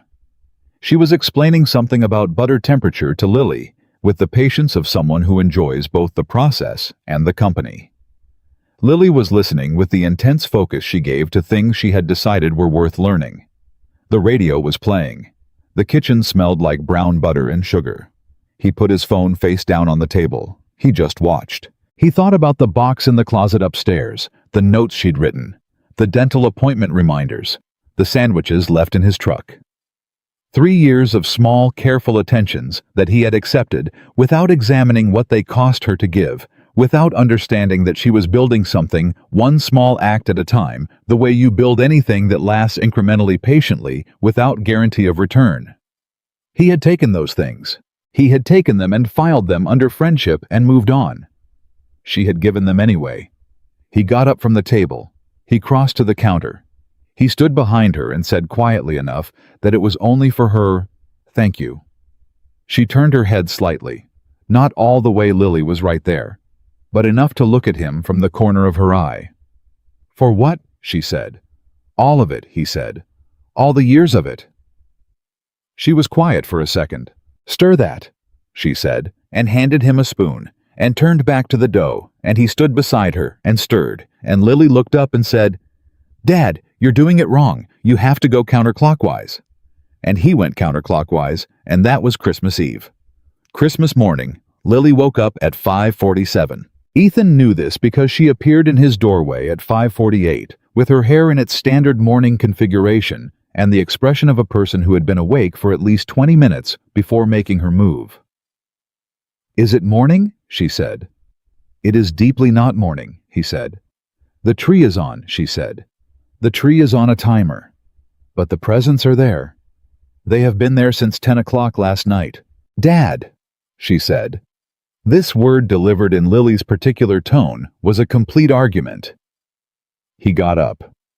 They went downstairs, and they sat in the living room with the tree lights and the gray pre-dawn dark outside, and Lily went through her presents with the systematic thoroughness of someone who believes that efficient appreciation is still appreciation, and Ethan drank coffee and watched and thought privately that this was exactly what he had been afraid of wanting. Claire came down at 7. She had clearly heard them. The sounds of an 8-year-old at Christmas are not subtle, but had waited understanding without being told that the first hour of Christmas morning was theirs. She came down carrying a small wrapped package and wearing the expression of someone who is trying to be low-key about something they are not low-key about. Lily saw her and said, "Claire, come see, I got the telescope. The actual one, come see." And Claire came and sat on the floor beside her and listened to a full technical briefing on the telescope's specifications, and Ethan watched them together, and something in his chest did the thing. It had been doing more and more frequently that settled, weighted, careful feeling of a man who is standing inside something good and is learning slowly to let himself stand there without waiting for it to end. He went to the kitchen. He came back with a third mug of coffee. He set it on the table beside Claire where she could reach it. She looked up. She didn't say anything. She picked it up and drank it and went back to the telescope conversation. That was the whole moment. That was enough. After presents after breakfast, after Lily had set up the telescope in the window and discovered that you could not actually see Saturn on a cloudy Christmas morning in North Carolina, and had taken this as a personal challenge rather than a disappointment they had the afternoon. Ethan gave Claire her gift after Lily had gone upstairs with her new books. It was small. He had spent more time on it than the size suggested. He had made it himself. He was good at making things. It was the one skill he possessed that could reliably produce something worth giving a small wooden box.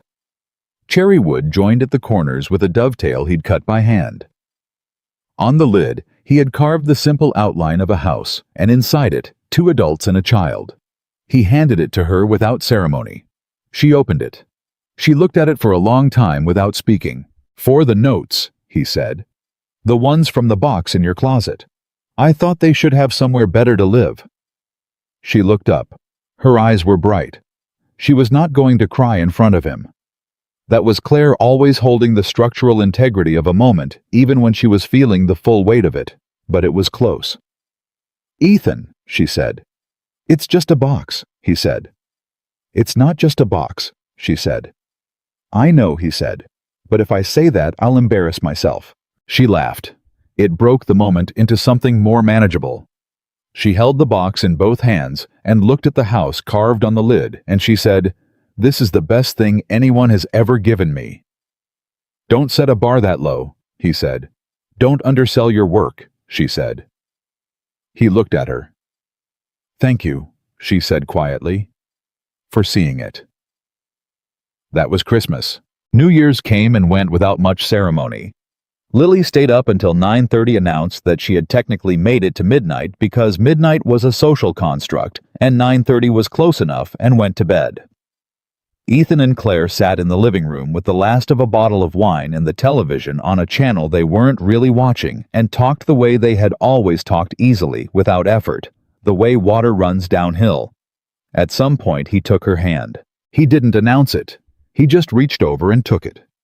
The way you reach for something that belongs near you, and she turned it palm up to hold his, and they sat like that until the wine was gone and the year turned over. And it was just the two of them in the quiet farmhouse with a sleeping child upstairs, and the particular feeling of people who have found their way to the right place through a route that was longer and harder than it should have been, but got them there all the same. January arrived, and with it the hard part. Not hard in a dramatic sense, not a crisis, not a collision. Hard in the specific grinding way that things are hard when they are real, when the initial charge of a new thing settles, and you're left with the actual work of it. The daily decisions, the places where two lives built separately begin to encounter their incompatibilities. Claire was a planner. She thought in systems. She knew what she wanted her mornings to look like, how she needed her evenings structured to decompress from a job that required her to hold other people's emotions all day. And she had strong feelings about kitchen organization that turned out to be significantly different from Ethan's approach, which was to put things wherever there was space. Ethan was adaptive. He had spent 4 years building flexibility into every system because single parenting required it. He could pivot. He could adjust.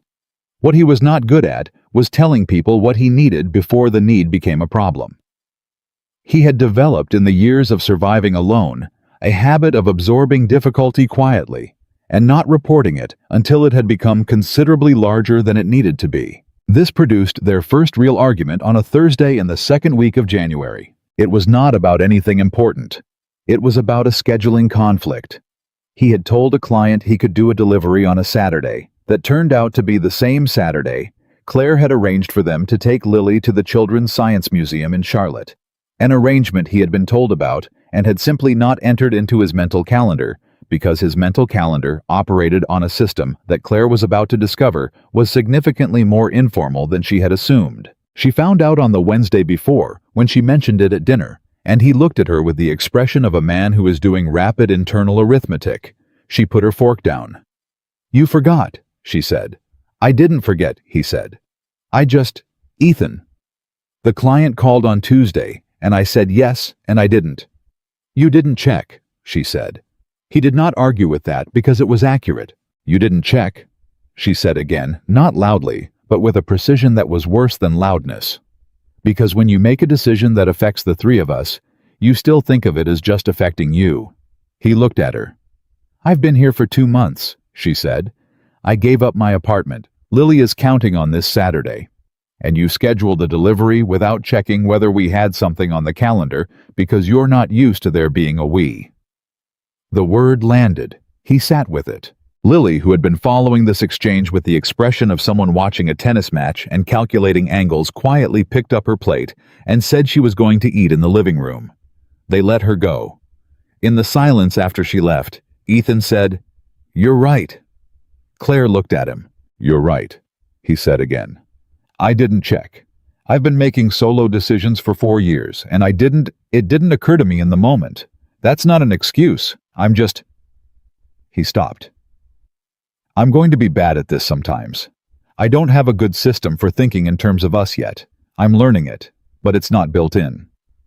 Claire was quiet for a moment. I know it's not built in, she said. Her voice had come down from the precise edge of a minute ago. I know you're learning it. I'm learning things too. She looked at the table. I move into people's spaces and I take over. I do it because I care, but I also do it because it gives me control, and control is how I manage anxiety. I reorganized your spice drawer and didn't ask you, and you didn't say anything, and I know that bothered you. He blinked. How did you know that bothered me? Because you put the paprika back in the wrong place twice, she said. You were re-disordering my order. He opened his mouth. He closed it. We're both going to do this badly sometimes, she said. That's not the problem. The problem is whether we tell each other or just absorb it and let it accumulate. I'm not good at reporting problems, he said. I know, she said. That might take a while to fix. I know, she said. I'm patient. You literally said you've been waiting 4 years and slow was wearing thin. She almost smiled. I have unlimited patience for the right things. And a very short tolerance for the paprika drawer. I was right about the paprika drawer, she said. He thought about it. You were right about the paprika drawer, he admitted. They rescheduled the Charlotte trip to the following weekend.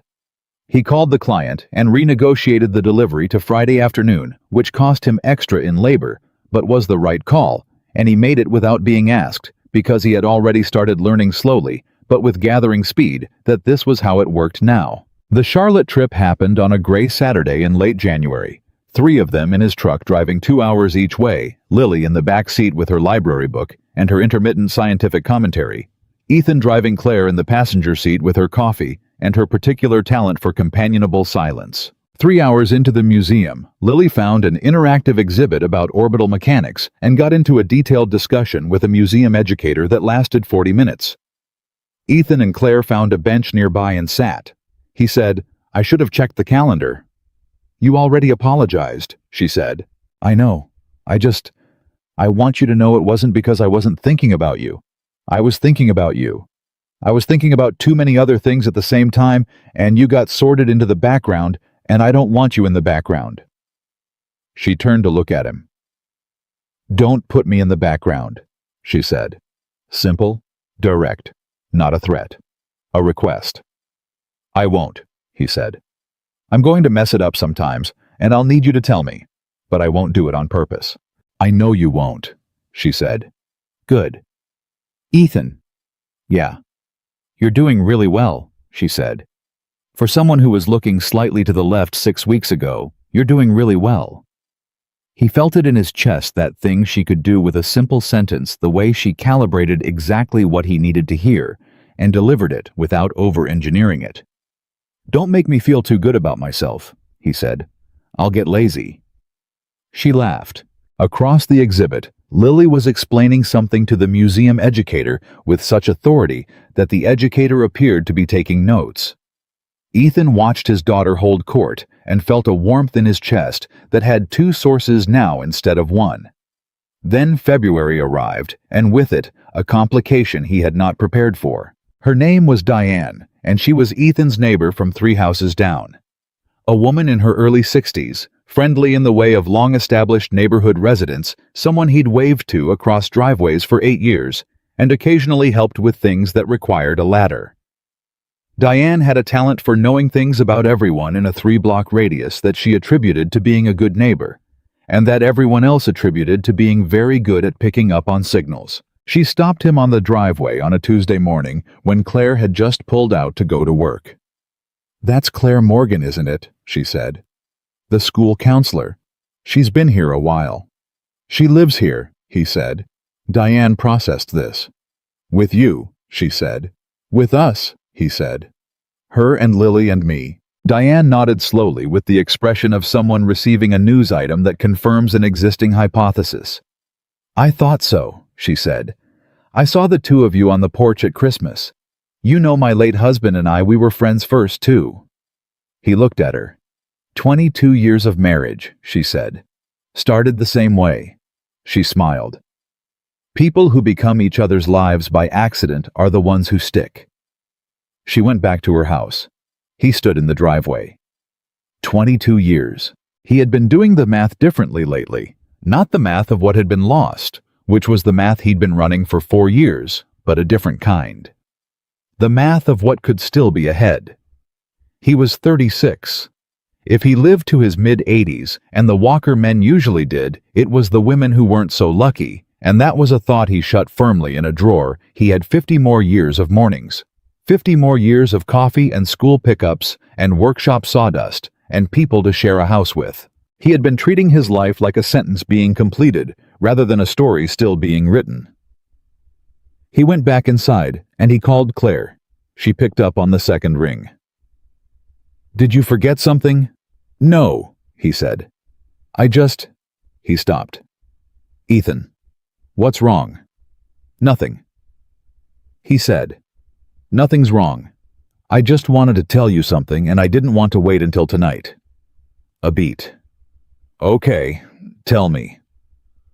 "I talked to Diane on the driveway," he said. "Your neighbor Diane." "Yeah," she said. He stopped.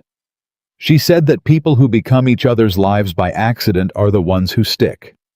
A pause on the line. "That's a nice thing to say," Claire said carefully. "I've been thinking about 50 years, he said. The line was quiet. "Of mornings," he said. "Of coffee and Lily and the workshop and all of it. I've been thinking about what that looks like." He stopped. He was in his kitchen, standing at the window looking at the driveway where Diane had just been standing. "I wanted you to know that when I think about it, you're in it. Not cautiously, not as a possibility, as a fact." The line was very quiet. He waited. Then she said, and her voice had that quality it got when she was trying to keep it level and almost managing it. "I've been in it for 3 years." "I know," he said. "I'm just letting you know I'm there now too." She exhaled. He heard it. "Go to work," she said. "Already at the workshop." "Go work?" "I'm going," he said. I just needed to say it. "Ethan." "Yeah." "Thank you for calling," she said. He went back to the workshop. He worked on the second stool. He had started it in January quietly without announcement. It was not a fast build. He was building it the way he built everything he cared about, slowly, with attention to every joint, choosing the wood for its grain. Black walnut. Warm, dark, strong. The kind of material you use when you're building something to last. He didn't tell Claire what it was for. She hadn't asked. But she had noticed it on his workbench, and had stood at the workshop door one afternoon, and looked at it in a way that told him she had figured it out. That was February. March arrived, and with it the thing he had not been expecting. He had been doing well. He knew he had been doing well. The calendar was shared, now actually shared digital. Both of them had access color-coded in a system Claire had set up, and that he had learned to check first thing every morning because it was simply better, and he was not going to be stubborn about things that were simply better. The delivery schedule was coordinated. The school events were tracked. They had worked out the kitchen he got to keep the paprika where he wanted it. She got to reorganize the pantry, a compromise that satisfied no one, and therefore satisfied both of them in the way that true compromises do. He was doing well. And then he found the letter in the mailbox. He almost didn't see it. It was tucked between a utility bill and a catalog unmarked, except for the return address, which was a hospital administrative office in Charlotte. His blood went cold before he finished reading the return address. He stood at the mailbox for a moment. Then he went inside. He set the other mail on the counter, and he opened the letter, and he read it, and then he sat down at the kitchen table and read it again, and then he set it down flat on the table and pressed both hands on top of it and breathed. It was not what he had feared. It did not say what his heart had flooded with the cold certainty it was going to say. It was a notice about an old billing account. Administrative, impersonal nothing, the kind of letter that occasionally surfaces from the deep past of hospital systems and means nothing except that somewhere a computer ran a routine process. It had Sarah's name on it. That was all. Just her name on an administrative form in a hospital's standard typeface routine. And impersonal and devastating in the specific way that the past can be devastating when it surfaces without warning in an ordinary Tuesday. He sat at the table. He was fine. He knew he was fine. He was not collapsing. He was not breaking. He was not back in the place he had been in the years right after. He was just hit. The way you are sometimes hit by grief, not because the grief is new, but because the ordinary morning around you makes the contrast specific and sudden. He sat there. He heard the front door at 4:15, which was Claire coming home before Lily's school pickup. He heard her put her bag down in the hall. He heard her cross to the kitchen. She stopped when she saw him. She saw the letter. She did not say anything for a moment. Then she pulled out the chair beside him, not across the table beside him, and she sat down. She did not touch the letter. She did not ask him to explain it. She read what she could see of it from where she was sitting, and she understood immediately what had happened the way she understood most things about him. She put her hand over his on top of the letter. She didn't speak. He looked at their hands. After a while he said, "It's nothing, a billing thing." "I know," she said. "I'm fine." "I know," she said.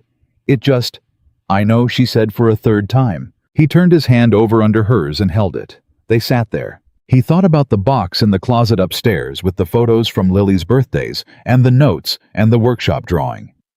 He thought about how many times Claire had sat beside him in grief. Really sat without flinching, without trying to fix it, without making it about reassurance. He thought about how the thing he had called friendship for so many years was in fact something considerably more structurally significant than friendship. It was a load-bearing wall, and he had been leaning on it without knowing it was holding the house up. "I used to think," he said after a while, "that moving forward meant leaving her behind." Claire was quiet. "That if I let myself have something again, it meant—" He stopped. "Like there was a finite amount of room." "There's not," Claire said. "I know that now," he said. "She's not going anywhere," Claire said. "She's Lily's mother. She's part of this house. She's part of you." Her voice was steady even. Not threatened, not performing steadiness. Just certain. "I'm not asking you to close a door. I'm just asking you to let me stand in the same house." He looked at her. "You are in the house," he said. "I know," she said. "I just want to make sure you know." He held her hand on the table. He said, "The second stool is almost done." She went very still. "The walnut one," he said. "It'll be done by the end of the week." She looked at him. And there it was again, that expression, the one that was not performed, not theatrical, not designed for effect. The expression of someone who has been handed something they were beginning to believe they would never receive, and is still processing the fact that it is actually in their hands. "Okay," she said. "Stop saying okay," he said. "Finally," she said. He almost smiled. She almost smiled back. Outside, the March light was coming in through the kitchen window, different from November warmer. the kind of light that carries the suggestion of things starting rather than ending.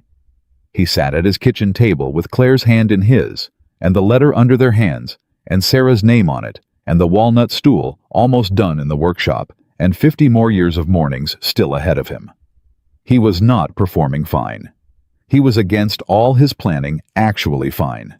And then Lily came home from school, dropped her bag in the hall with her usual absence of ceremony, came into the kitchen, looked at the two of them sitting with their hands together at the table, and said, "What did I miss?" "Nothing," Ethan said. Lily looked at Claire. "Did he do the thing where he pretends everything's fine when it's not?" "He's working on it," Claire said. "He always does that," Lily said with the satisfied authority of someone who has been making this observation for years and is glad to finally have a corroborating witness. She opened the refrigerator. She got out the apple juice. She poured herself a glass with the complete self-sufficiency of an 8-year-old who has strong opinions about her own capabilities. Then she said, without looking up, "Is the stool done yet?" Ethan looked at her. "What stool?" he said. She looked at him over her glass with the expression she reserved for questions she knew the answer to.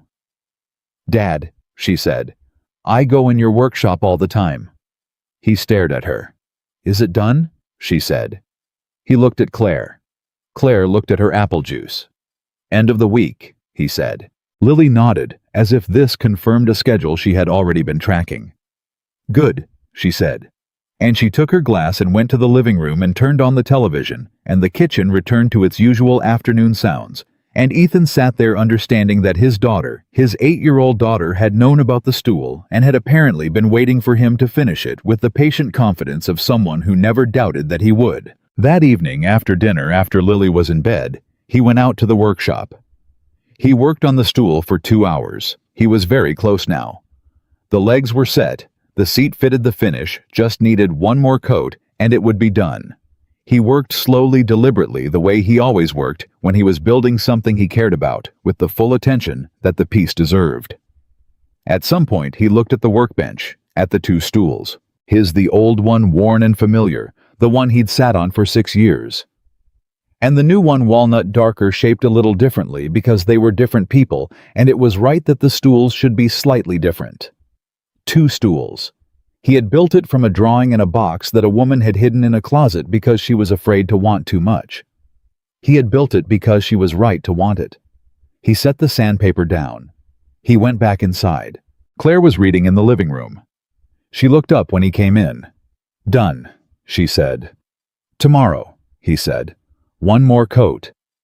She nodded and went back to her book. He sat down across from her.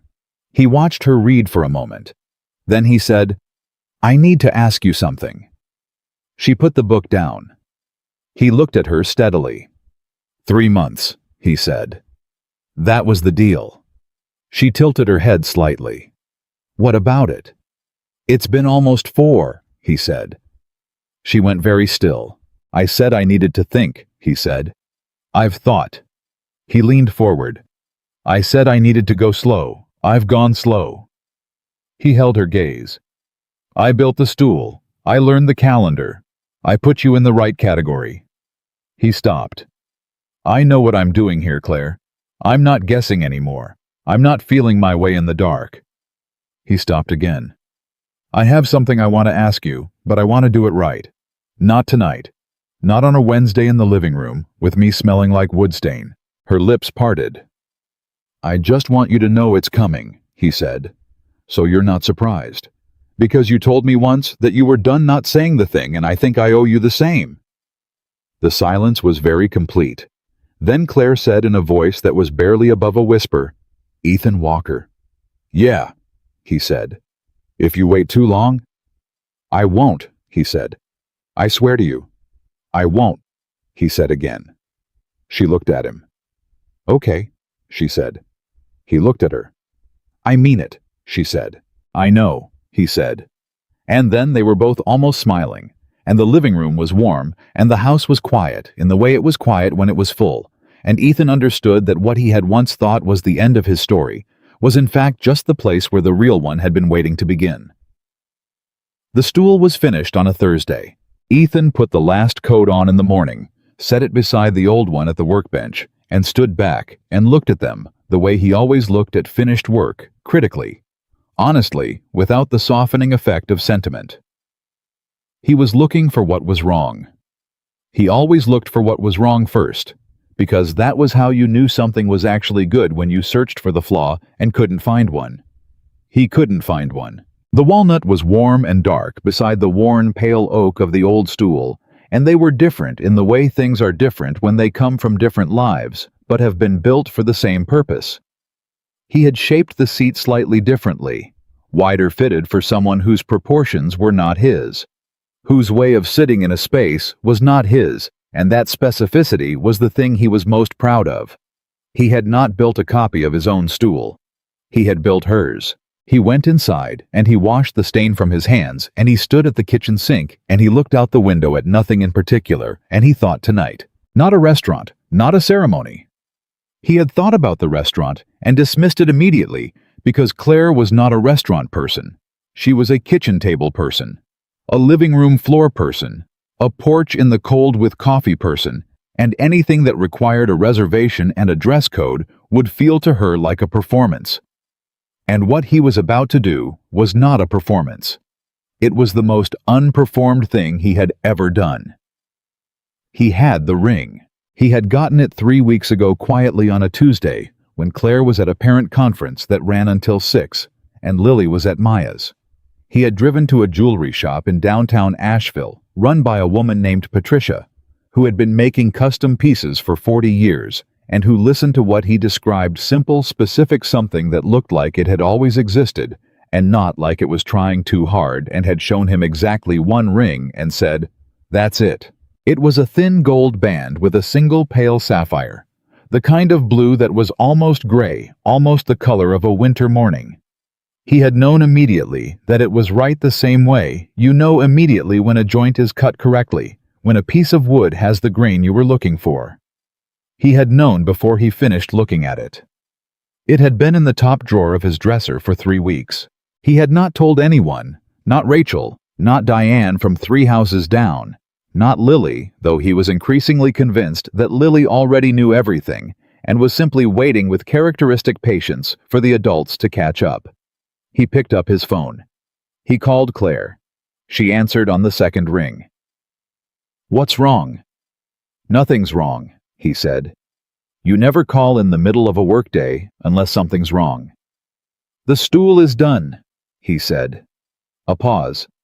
"Okay," she said. "Stop saying, 'Sorry, I know, I'm working on it.'" He could hear her breathing. He could hear the school hallway behind her distant voices a door. "The stool is done," she said. "Come home on time tonight," he said. "Don't stop anywhere." Another pause. Longer. "Ethan," she said. "Just come home," he said. She was quiet for a moment. "Okay," she said. He hung up. He spent the afternoon finishing nothing useful. He moved things around the workshop that didn't need to be moved. He made a list of lumber he needed to order and then couldn't find where he'd put the list. He drove to the grocery store and stood in front of the meat section for 4 minutes before remembering he'd come for something else and couldn't recall what. He drove home. He picked up Lily from school at 3:15. She got in the truck and put her seatbelt on and said before he had put the truck in gear, "Is it happening tonight?" He looked at her. "What?" he said. She looked at him with the expression she used for things that were in her professional assessment beneath the need for further explanation. "Lily?" he said. "Dad," she said. "You don't know what You cleaned the house this morning," she said. "You only clean the house when something's happening, and you have the ring." He stared at her. "I wasn't snooping," she said. "I needed a battery from your top drawer and the box was just there." He gripped the steering wheel. "It's a really pretty ring," she said. "Thank you," he said reflexively. "She's going to say yes," she said. He looked at her. "Obviously," she said. "Dad, come on." He put the truck in gear. They drove home without speaking for about 2 minutes. Then Lily said, in a different voice, quieter, younger than her usual voice, which was the voice she used when something mattered, and she didn't want to overperform it. "Dad, I'm glad." He glanced at her. "I just wanted to say that," she said, "in case you were nervous." He was absolutely nervous. "I'm not nervous," he said. She looked out the window with the expression of someone who has decided to be diplomatic. "She's going to say yes," she said again more quietly. He drove. When they got home, he told Lily that he needed her to do something important tonight, and she took this commission very seriously, which was the right call, because the something important was that she needed to behave like a normal person at dinner and not say anything about rings or stools or proposals or anything that would compromise the situation. And Lily said with enormous dignity, "Dad, I know how to keep a secret." "You literally just told me you found the ring," he said. "That was different," she said. "That was between us. This is a real secret." He was not entirely reassured by this logic. Claire came home at 5:40. He heard the front door. He heard her bag go down in the hall. He heard her stop the way she always stopped for a moment when she came in, taking in the temperature of the house. He had noticed she did this, that she read the house the way a sailor reads weather, assessing what she was walking into before she moved further. He was in the kitchen. She came in. She looked at him. He was standing at the counter with a dish towel in his hand, which was not necessary, because there were no dishes, and he knew he looked like a man who was holding a dish towel for something to do with his hands, and there was absolutely no disguising it. She said, "Hi." He said, "Hi." Lily appeared from the hallway, said hi to Claire, accepted a hug with slightly more cooperation than usual, and then announced she was going to the living room to do her homework, which she delivered with such pointed normalcy that it was essentially a billboard, and Claire watched her go and then looked back at Ethan. "She knows," Claire said. "She found the ring 3 weeks ago," he said. Claire blinked. "She was looking for a battery," he said, "and she didn't tell me. She said she knows how to keep a secret." Claire looked toward the living room with the expression of someone recalibrating their understanding of a person they thought they knew well. "Huh?" she said. "She said you're going to say yes," he said. The kitchen was very quiet. Claire turned back to look at him. "She's 8?" Claire said. "She's not." "She's right, though," he said. Claire stopped. He put the dish towel down. He crossed the kitchen. He stood in front of her, close the way he had gotten comfortable, standing in the last 4 months, without the careful distance he used to maintain. He reached into his shirt pocket.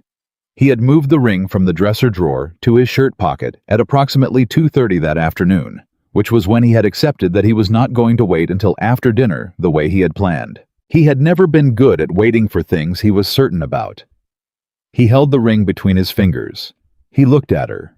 He said, "I asked you this as a joke 5 months ago. I meant it as a joke.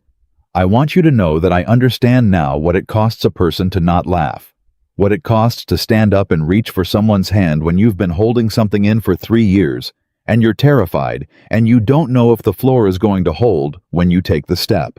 Her eyes were very bright. "I understand now what it means to lead someone upstairs," he said. "To show them a box of everything you were afraid to want out loud. I understand what it means to choose someone quietly every day for years without any guarantee that they're going to see it." She pressed her lips together. "I saw it," he said. "I'm sorry it took me so long. I'm sorry you had to be so patient for so long. I'm sorry I put you in a box labeled safe, when what I should have done was understand that you were the reason the house didn't fall down." He stopped. He looked at the ring. Then he looked at her. "I'm not joking this time." He held the ring out. Not down on one knee, she would have found that mortifying, and he knew it, which was part of knowing her, which was the whole point. Just standing in his kitchen, holding a ring with a gray-blue sapphire that looked like a winter morning, asking her directly and completely, and without performance. "Claire Morgan," he said, "will you marry me?" She did not say anything, just like the first time. He felt his heart do something that had no clean name. She was not being still out of shock this time. She was being still the way she was still when she was feeling something so large that motion would break it before she'd had a chance to hold the full weight of it. Then she reached out. She took the ring from his fingers. She looked at it for a moment. Then she looked at him. "I've been waiting for you to ask," she said. He exhaled.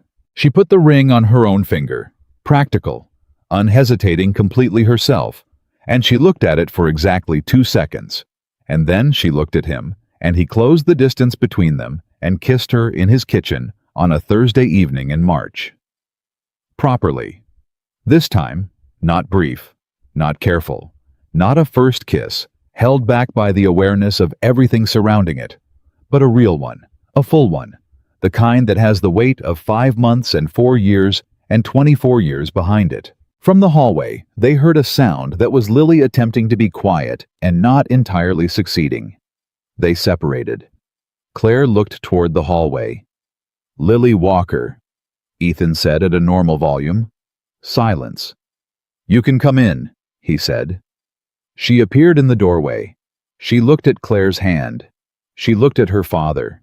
She said with the triumphant certainty of a person whose prediction has been confirmed by subsequent events, "I told you." Claire laughed.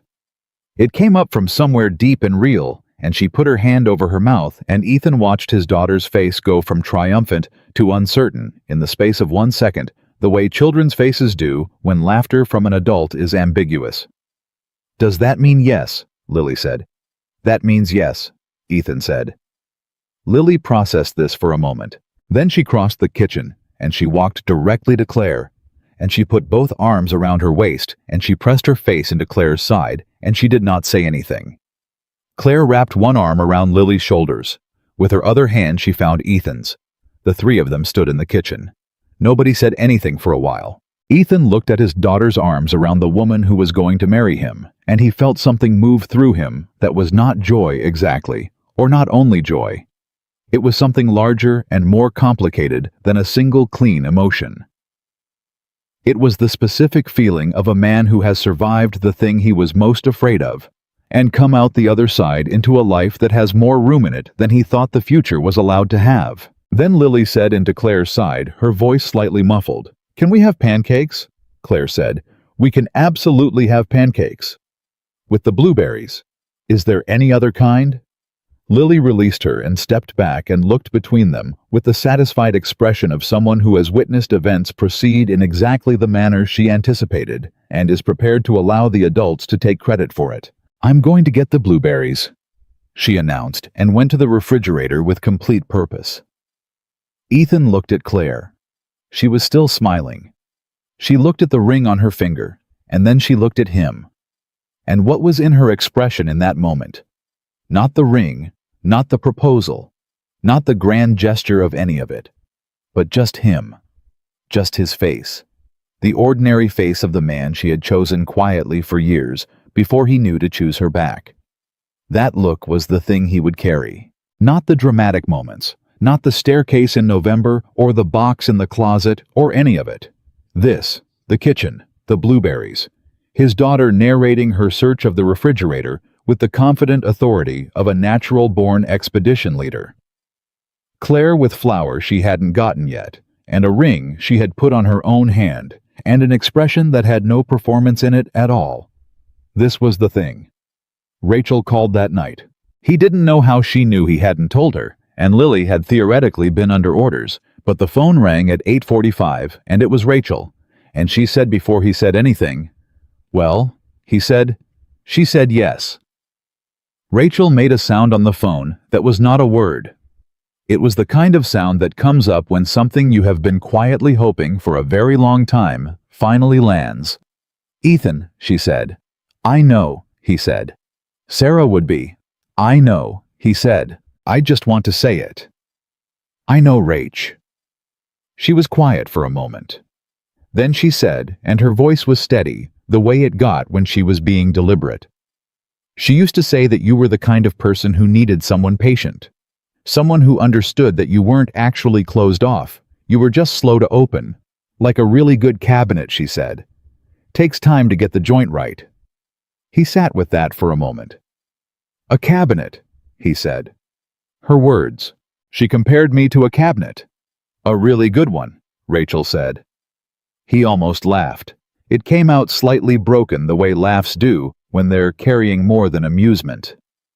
"Claire's good for you," Rachel said. "She always has been." "I know," he said. "And you're good for her," she said. "In case no one has said that. She's been giving for a long time. She deserves someone who gives back." He thought about the walnut stool. He thought about the wooden box for her notes, the one he'd built for Christmas with the house carved on the lid. He thought about 50 years of mornings. "I'm working on it," he said. "You're doing fine," she said. He said goodnight to Rachel. He went back to the kitchen where Lily was finishing her pancake with the methodical satisfaction of someone who considers this a personal victory. And Claire was drinking tea at the kitchen table with her left hand resting on the surface, in a way that might have been accidental and was absolutely not.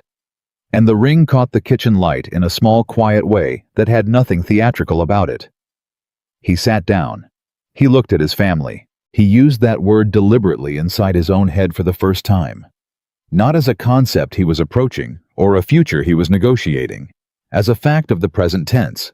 His family. Lily finished her pancake and announced she was going to bed, which was the single most voluntarily cooperative bedtime announcement in 8 years of her life, and he recognized it as a gift she was giving them, the 8-year-old's version of reading the room clearing space, understanding that the adults needed the rest of the evening for something she wasn't part of.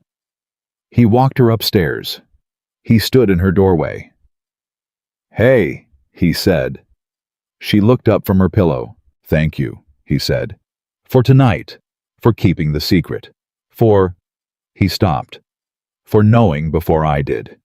She considered this. "You knew," she said. "You just hadn't said it yet." He looked at her. "That's different from not knowing," she said. "You always knew." He stood in the doorway of his daughter's room and understood that she was right. He had known. He had known since before the joke, before the Sunday, before the staircase and the box and all of it. He had known and had chosen not to know, which was a choice available only to people who had the luxury of someone patient enough to wait. "Good night, Bug," he said. "Good night, Dad," she said. And then, "Good night, Ethan and Claire's house." He turned off her light. He went back downstairs. Claire was still at the kitchen table.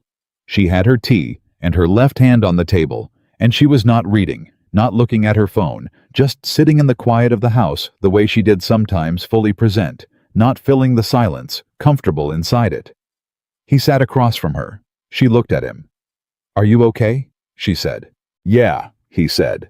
And then, because it was true, and he was done saying things that were only half true, "I'm really okay. For the first time in a long time, I mean that completely." She reached across the table. He took her hand. Outside, March was doing what March does, cold, still not yet spring, the kind of weather that is poised between what it was and what it is about to become.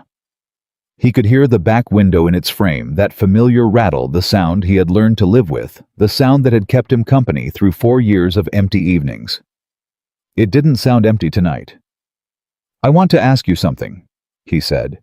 "You already asked me the big one," she said. "A different one," he said. She waited. "The apartment," he said. "You gave it up in January. You didn't make a thing of it. You just—" He stopped. "If I hadn't gotten there, if I hadn't figured it out, what would you have done?" She looked at him steadily. "I would have been okay," she said. "That's not what I asked." She was quiet for a moment. "I would have stayed," she said finally. "As long as you'd let me. Not because I had nowhere else. Because this is where I wanted to be." She paused. "I made peace with the possibility that it might only ever be this. I wasn't happy about it. But I'd made peace." He held her hand on the table. "I would have been the world's most inconveniently devoted friend," she said. "You already were," he said. She looked at him. Something shifted in her expression. "Yeah," she said. "I guess I was." He turned her hand over in his. He looked at the ring on her finger. He thought about the woman who had written notes on half sheets of paper and left sandwiches in his truck, and driven his wife to appointments, and sat outside his daughter's door at 2 in the morning, and drawn a picture of a workshop she was never sure she'd get to share, and who had done all of it without guarantee, without contract, without any assurance that it would ever be anything other than what it appeared to be on the surface. He thought about what that kind of love cost. He thought about what it meant that she had given it anyway. "Claire?" he said. "Yeah. I need you to know something." She looked at him. "I'm not going to be perfect at this," he said. "I'm going to forget things on the calendar. I'm going to put things back in the wrong drawer. I'm going to have days where the grief comes up sideways, and I won't know how to explain it, and I'll go quiet in a way that has nothing to do with you, and everything to do with the part of my history that doesn't stop being my history just because I'm happy." He paused. "But I am going to show up. Every day. Not as a performance. Because you are the person I want to be in the same house with for the rest of my life, and that means I'm going to do the work of it, even when the work is hard." She looked at him for a long moment. "I know," she said. "Stop. I know." She said again, and this time she was smiling when she said it. The particular smile she had that was slightly asymmetric and completely real. The smile he had seen across kitchen tables and school hallways and workshop doors for 24 years without ever letting himself understand what it did to him. "You're impossible," he said. "You proposed to me in your kitchen in a flannel shirt," she said. "You said yes." "I absolutely said yes," she said. He held her hand. She held his back. The house was quiet. The house was full. Lily was asleep upstairs with her drawings and her books, and the solar system she had built on the dining table, and her absolute confidence in the outcome of events she had seen coming months before anyone else. The workshop was out back with 2 stools at the bench, and the cherry wood smell of finished work. The kitchen table had 2 coffee cups on it in the morning now, and it would have 2 coffee cups on it for the rest of the mornings that mattered, because some things, once they've been set right, stay right. He had started his day at the mailbox on a November Sunday with a joke he hadn't planned to mean. He was ending it here in his kitchen in March, holding the hand of the woman who had decided 4 months ago, and 3 years ago, and 24 years ago, that he was worth choosing, even when he was too stubborn and too frightened and too convinced that closing himself off was the same thing as being safe to understand that he was being chosen. He understood it now. He understood it completely. They sat at the table until midnight, talking about nothing important and everything that was. And when they finally turned off the lights and went upstairs and the farmhouse settled into its nighttime sounds, Ethan Walker lay on his back in the dark and listened to the language of the house and heard what it had been trying to tell him for a very long time. It was not the sound of something missing. It was the sound of something found. And sometimes the greatest love story you will ever live does not begin with a speech or a plan or a certainty that arrives with clear skies and a clean road ahead. Sometimes it begins with a joke at a kitchen table on an ordinary Sunday afternoon, and a woman who loves you enough to let you be the last one to figure it out, and a silence that carries inside it. Everything she was too careful to say out loud until you were finally ready to hear it. Sometimes it begins with a hand reaching for yours at the bottom of the stairs. Sometimes that is all it takes. And sometimes, if you are lucky enough and humble enough and finally mercifully honest enough to stop looking slightly to the left, you find that the thing you have been trying to survive without has been standing beside you the whole time waiting for you to come home.